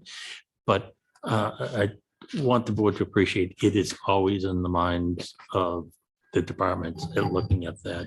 We have a very engaged fleet manager who is an advocate of green energy and of alternative fuel vehicles. So it's not a last consideration. It's usually a first consideration, and it's actually, with his interest, has helped us to avoid some of the mistakes of some lemon hybrids that he's pointed us to avoid. That's great. Any other questions about this first pass? December 6th. Right. Keep the version number. Actually, yeah, since this is my first time going through this, can you just walk me through what is the process and at what point are it done? So town meeting is when it's done. So December 6th, we'll bring the 5-year plan for the board to ask questions about. December 20th, we would ask you to vote to recommend it. And then we have to file it with the finance committee the first Tuesday after the first Monday in January. Correct, which will be the very first week of January. And then the items in the capital plan become the capital budget in the warrant. And so after the finance committee. The first year. So we're sort of 5-year plan. simultaneously approving the first year for the town warrant, and then also generally approving. Yes. You are forecasting, or no, we're. Yes, it's an approval. It's never set in stone, but it's a living document, but it's a general sense of where we're heading. It's directional. Yeah. And even the first year, by the time you print the warrant, there's something that will have been changed. So the finance committee takes up the operating budget first, typically, and then moves to warrant articles, although they're meeting on capital during the same period.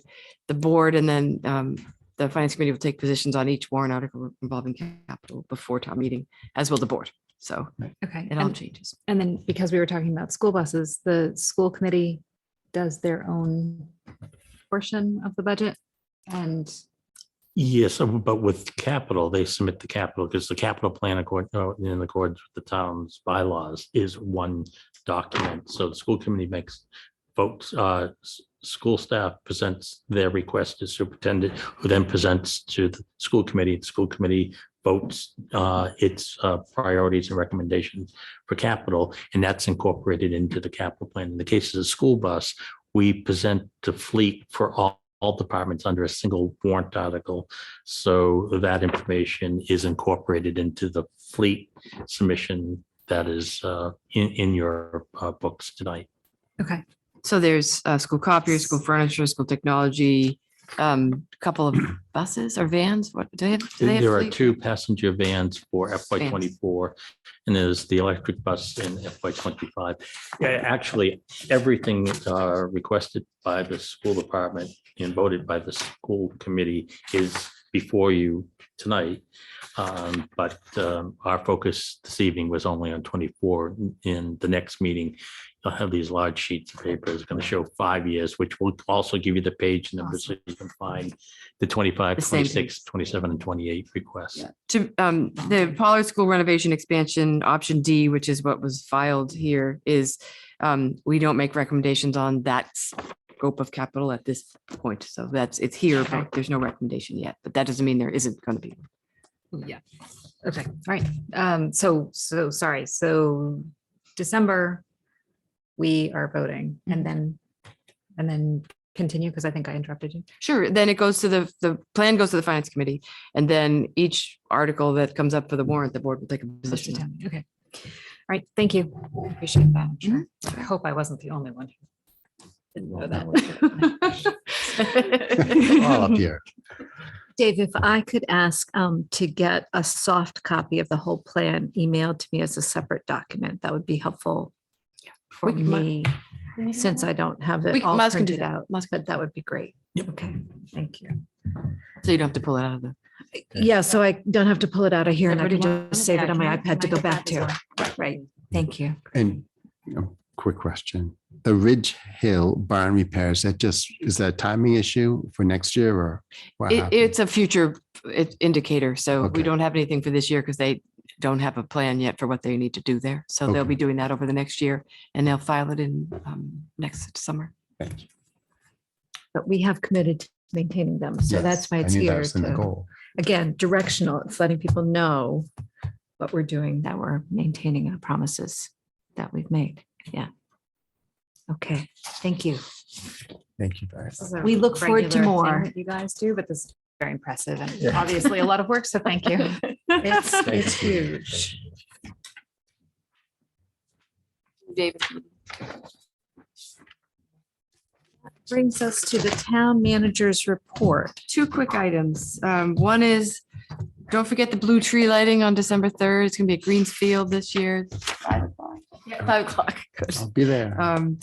And the whole team, town manager, Katie, economic development, public works, they've really, I'm sure I've left someone out. They've really been working on how to make the downtown feel more festive with the common clothes. So I think they'll be very happy with the amount of lights that they have strung on the fences and the poles, and it'll all be lit up. We will have a blue tree in there, and we'll have a blue tree in the Heights. And So then, we are going to have a blue tree on the common and a blue tree in the Heights. But We're our not gonna be celebration missing their blue trees. we'll but be on Greensfield. on Greensfield. That's December 3rd. And then, in a piece of good news, we, Children's Hospital Boston has contacted the town about starting the garage that they have to build, which is the first phase of their project. So we expect them to be pulling a building permit in the next month on the garage. I think, like everyone else, there's supply chain issues with this kind of work. So I don't think it'll be, going up in February, but that's a very positive sign. And, we're hoping that we'll have news on the final approvals for the surgical center itself soon. So we'll share that as soon as we know. I was going to say, it's a surgical center. It's just, well, day, I guess it's day. 12 surgical suites and Yeah. day surgery. Okay, day surgery. All right. I had asked Kate for us to include an agenda item related to the reasons for convening executive sessions. It's something that I've taken a number of questions from people about, mainly because there was a sense that the select board called an executive session whenever they didn't want to talk about something in public. And so I really wanted to assure people of the public that that's not how executive session works. In fact, that executive session is something that's proscribed by the state and open meeting law with how it's handled and with the reasons why it can be called. So it's not things we wouldn't want to talk about in public. If it was things we wouldn't want to talk about in public, I can assure you that our town manager would prefer that we not conduct her performance review in public every year, but in fact, that is Fair required to statement. be in public every year. And so that is what happens with it as part of a public process. Each of us, I'm sure, would love to sit in public on TV and have our performance review handled that way. So thank you for going through that and bearing with us, Kate. And we're very glad that you're here. But reasons to convene an executive session. First of all, I do want to say that it's always posted if there will be an executive session for the board. The board is required to specify that we're calling an executive session for specific purposes, and I'm going to go through those purposes in a moment. And there is specific vote language, in fact, that's prescribed for it that we also go through. And it requires that the chair declares that having such a discussion in open session would have a detrimental effect on some specific purpose, like our litigating or negotiating position. And the chair therefore must declare that it has a detrimental effect. Now, what is a detrimental effect is really part of the question. And really a detrimental effect means that it is not in the public's interest to have that discussion at that time in public. All right. And when I say the public's interest, I mean the taxpayer. That is the public that we are accountable to here. So what are the types of things that we could have a discussion about in executive session? You'll often hear us say that we're going in for exception 3 or for exception 6. Those are probably the two that occur the most frequently, even though there are 10 explicit reasons that could be called for. Exception 3 is one to discuss strategy with respect to collective bargaining or litigation, if an open meeting would have a detrimental effect on the bargaining or litigation position. So when we are talking about collective bargaining that's going on with unions, that is something that we do in executive session. When those contracts are settled, then we do bring them out to public session and we vote those contracts in public session and they would go to town meeting. Okay. Exception 6 is one to consider the purchase, exchange, lease, or value of real estate, if the chair declares that an open meeting may have a detrimental effect on the negotiating position of the public body. So there again, matters related to real estate, which has come up with respect to the Foster property, but there have been many properties that the town has bought over time, and those discussions are discussions that are held in executive sessions as we're talking about what the town might offer and what authorization the select board will give to the town manager in bargaining those agreements, because that's what happens. One other one that people have heard lately has been one with respect to litigation, and I'm sitting here going, where is that particular one? Section 3 is litigation, as well as collective bargaining. Okay, or litigation, okay, where there has been discussion related to litigation around the police case from 2020. So that's something else where the select board has had those discussions in executive session. So the purposes for convening an executive session, I'm not going to read all 10 here. They are in the packet. It looks like they're on page 309 of the packet, if somebody wants to be so precise about going and pulling them out, but they are all specified in state law. So I did really want to explain to people that there is a basis for executive session, that we do actually specify that basis as part of our vote when we are going into an executive session about something. So the next thing I had asked for was sort of a brief report on goal progress. It's getting late tonight, and I will confess it is my anniversary and my son got home. So I am Madam Chair, I got think home this last one, night, so I'm actually missing him for a lot. But I think the only thing you wanted to talk about was your meeting with the Trust Fund Commission. well, so what I wanted to commit was that we'll come back after our workshop and we'll go through all of this for people. But with respect to this, I did continue to make efforts on one of them. And in the section on responsibly governed, we had a question about reviewing elected versus appointed status. So with respect to that, I did go and meet with the commissioners of trust funds who were one of the elected groups, and they had been recommended in the study from the League of Women Voters as somebody we should consider to be appointed. Most commissioners of trust funds are in fact appointed. There are some that are elected in some towns.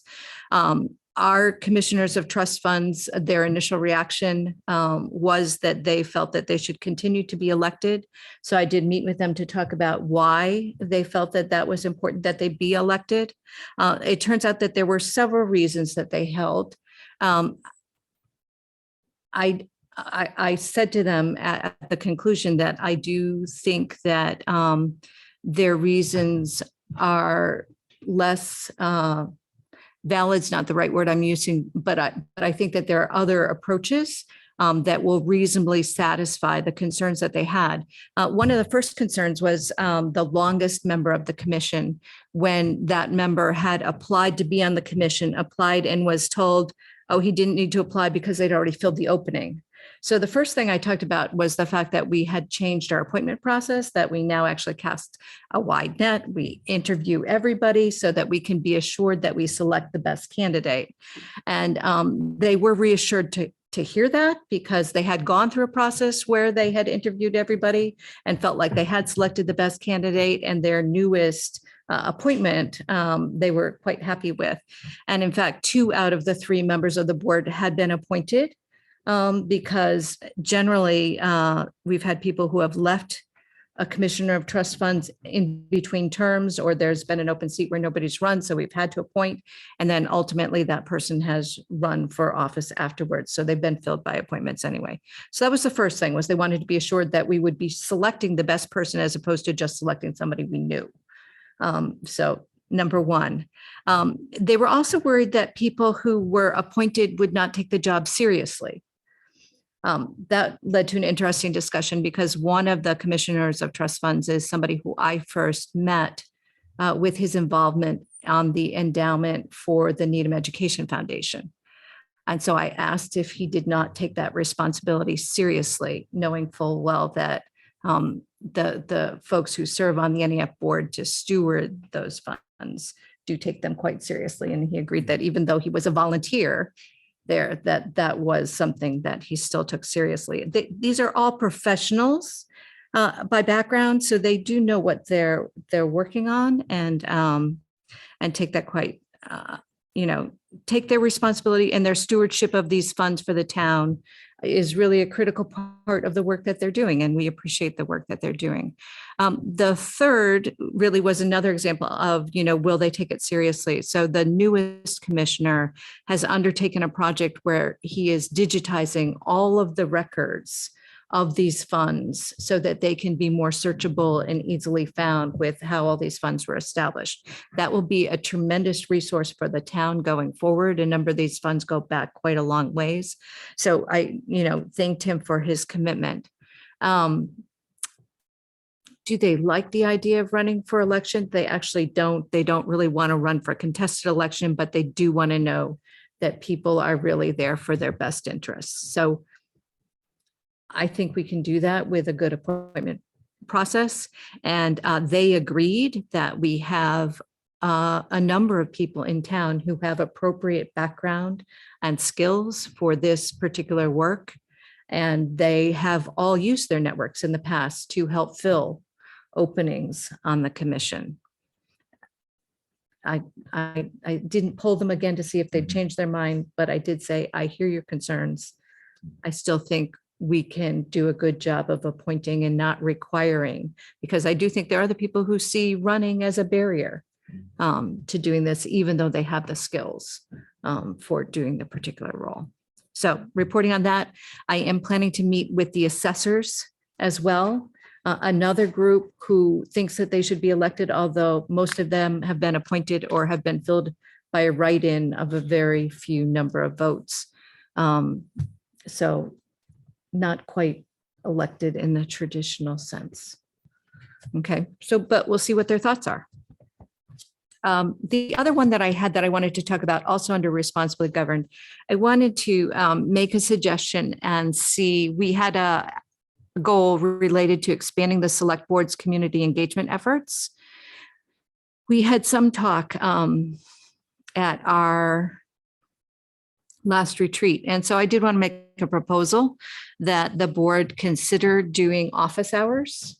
I know that the town of Wellesley has implemented them. They do them in a couple of different ways.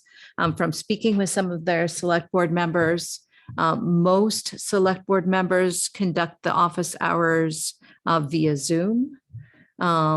One select board member has moved to doing them in person, but in fact, they've found fewer people have come in person than have signed up on Zoom. So they're still experimenting to see what happens.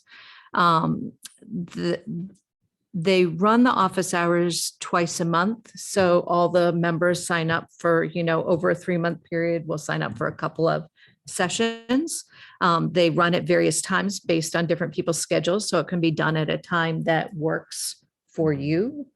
And the sessions generally run an hour and a half and would have 6 15-minute slots. So somebody signs up for a slot to come discuss something that they're concerned about with you. So I just throw that out, and I was interested in hearing the board's thoughts. No, I love the idea. It's the office hours. It's great. I try to keep up. They're hard to do, but if we had a structure, that'd be really helpful. So Absolutely. Yeah, I'd be happy to do them. Definitely. For sure. I think, like Kevin said, having a structure and then kind of divvying it up and having those opportunities that kind of fit best for all our schedules, but also for the public as well, that give them different opportunities to reach and to talk and to have discussions and to be heard. And I think that's important. So, And so in Wellesley, I know it typically works once they figured out who's covering, which days, they'll send out a note as part of the, the news you need them. So-and-so is doing office hours on this date.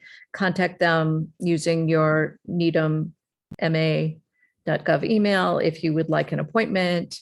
What the select board, Lisa Olney, who's their current chair this year, said to me is she'll often say when somebody talks to her in the grocery store, why don't you come to my office hours, send me a note and let's talk about it there instead of here in the middle of the fruit aisle.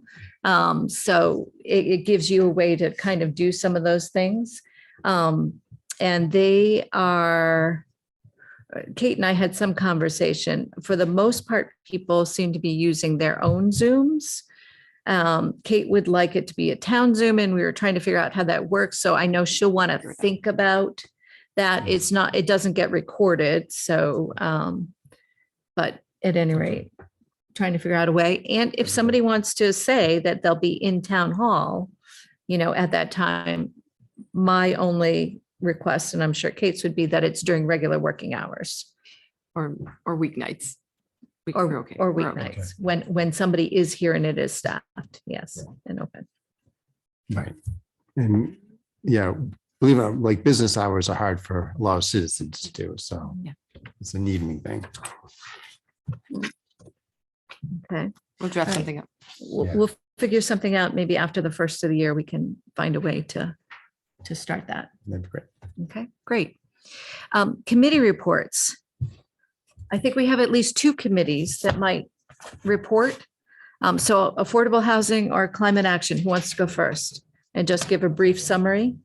Okay, well, the affordable housing, the housing plan working group had their meeting last week at Powers Hall and on Zoom. It was fairly well attended. We had about 60 people in our audience, both in person and on Zoom. I think it was very successful and very well received. Generally, there were, as you might expect, a lot of very good questions. And folks who missed the meeting, I believe it was recorded and you can see it on the town YouTube. So check it out. You can still send comments to the housing plan working group. You can do that on the town website.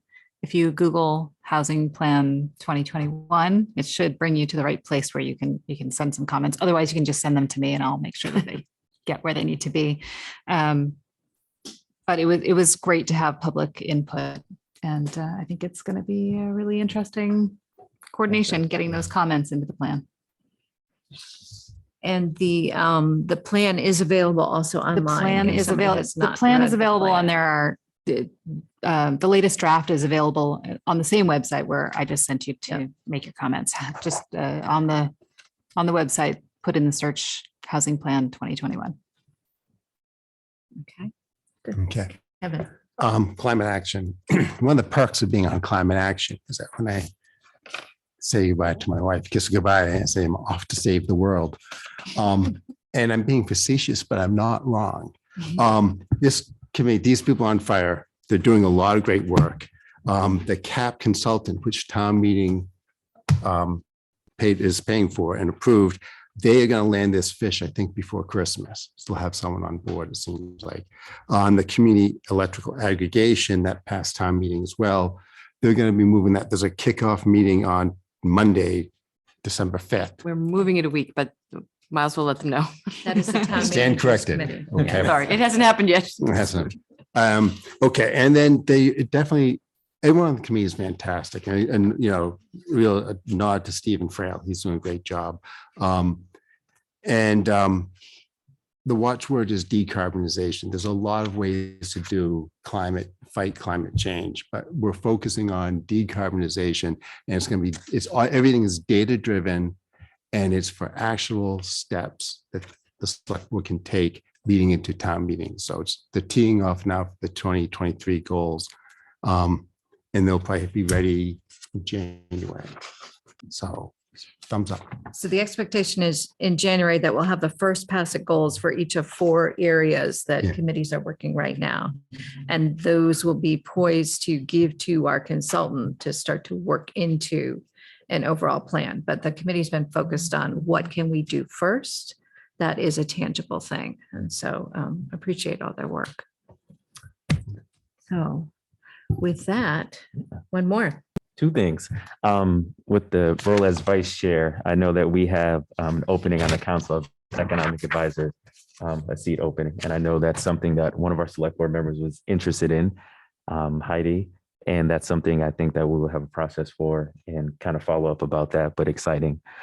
And then just one thing I wanted to share from this past weekend, not as exciting, but some of the select board members had the opportunity to be a part of Needham's Interfaith Trans Day of Remembrance Vigil.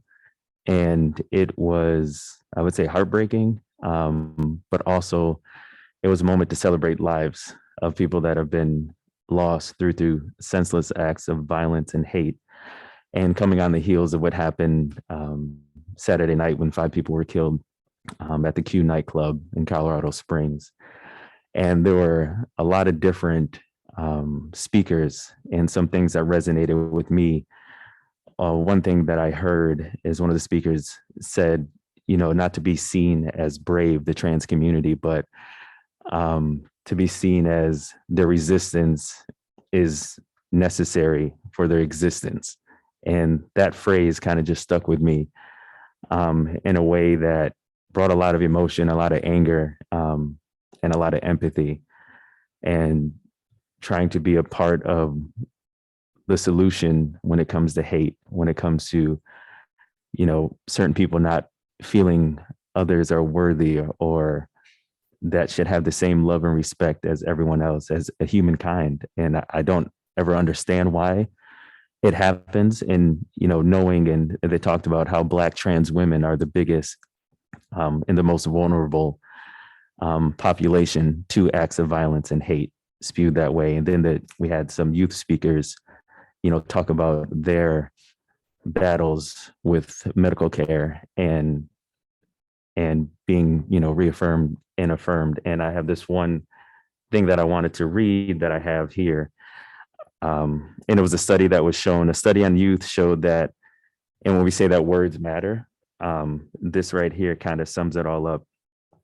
A study of the youth showed that having their names and pronouns respected and affirmed at home, school, work, or socially experienced results in 71% of fewer symptoms of severe depression, 34% drop in reported suicidal thoughts, and a 65% decrease in suicide attempts.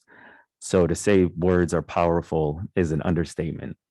And to, work with the community and to embrace all of those who are affected by hate in all different groups, but especially in our trans community, to lift them up and to recognize and to see and to be heard and to feel safe is something that I think we're going to work. I know, myself, and I know the board, something that we want to work towards being better about that. And yeah, I just wanted to say that. Thank you for bringing that up, Marcus. I had that written that I wanted to start with that tonight, and I blew it and forgot with our public comment. So I'm sorry about that. In thinking about, Club Q and the adjacency to Trans Day of Remembrance, when it was so clearly that was the cause of that shooting. But putting it in a larger context, what do we know? There have been 4 mass shootings a week on average. Actually, not on average. There's been at least 4 mass shootings a week in the United States this entire year. All right, somewhere in the US. And at this point, we're all getting numb. But the issues around guns and the ability to create mass shootings are really challenging, I think, for the United States and for all of us. And the ability to protect our loved ones in any given moment feels more and more difficult. So I'm grateful for the laws that we have in Massachusetts that make it thus far less likely, but I feel like I'm knocking on wood because you never know. With that, it's almost Thanksgiving. Anything else? Yes. Yeah. So on a different note, going into Thanksgiving, a quote was shared with me and I wanted to read it to everyone because I want to be positive. I want to be optimistic. I want to be aspirational. And it says that gratitude unlocks the fullness of life. It turns what we have into enough and more. It turns denial into acceptance, chaos to order, confusion to clarity. It can turn a meal into a feast, a house into a home, a stranger into a friend. Gratitude makes sense of our past, brings peace for today, and creates a vision for tomorrow. And I just thought something to think about. So I'm going to say I'm grateful for all of you. Thank you. And I would welcome a motion to adjourn so I can go see Ned. So moved. Second. All in favor? Aye. Any opposed? We are adjourned. Happy Thanksgiving. Happy Thanksgiving, everyone.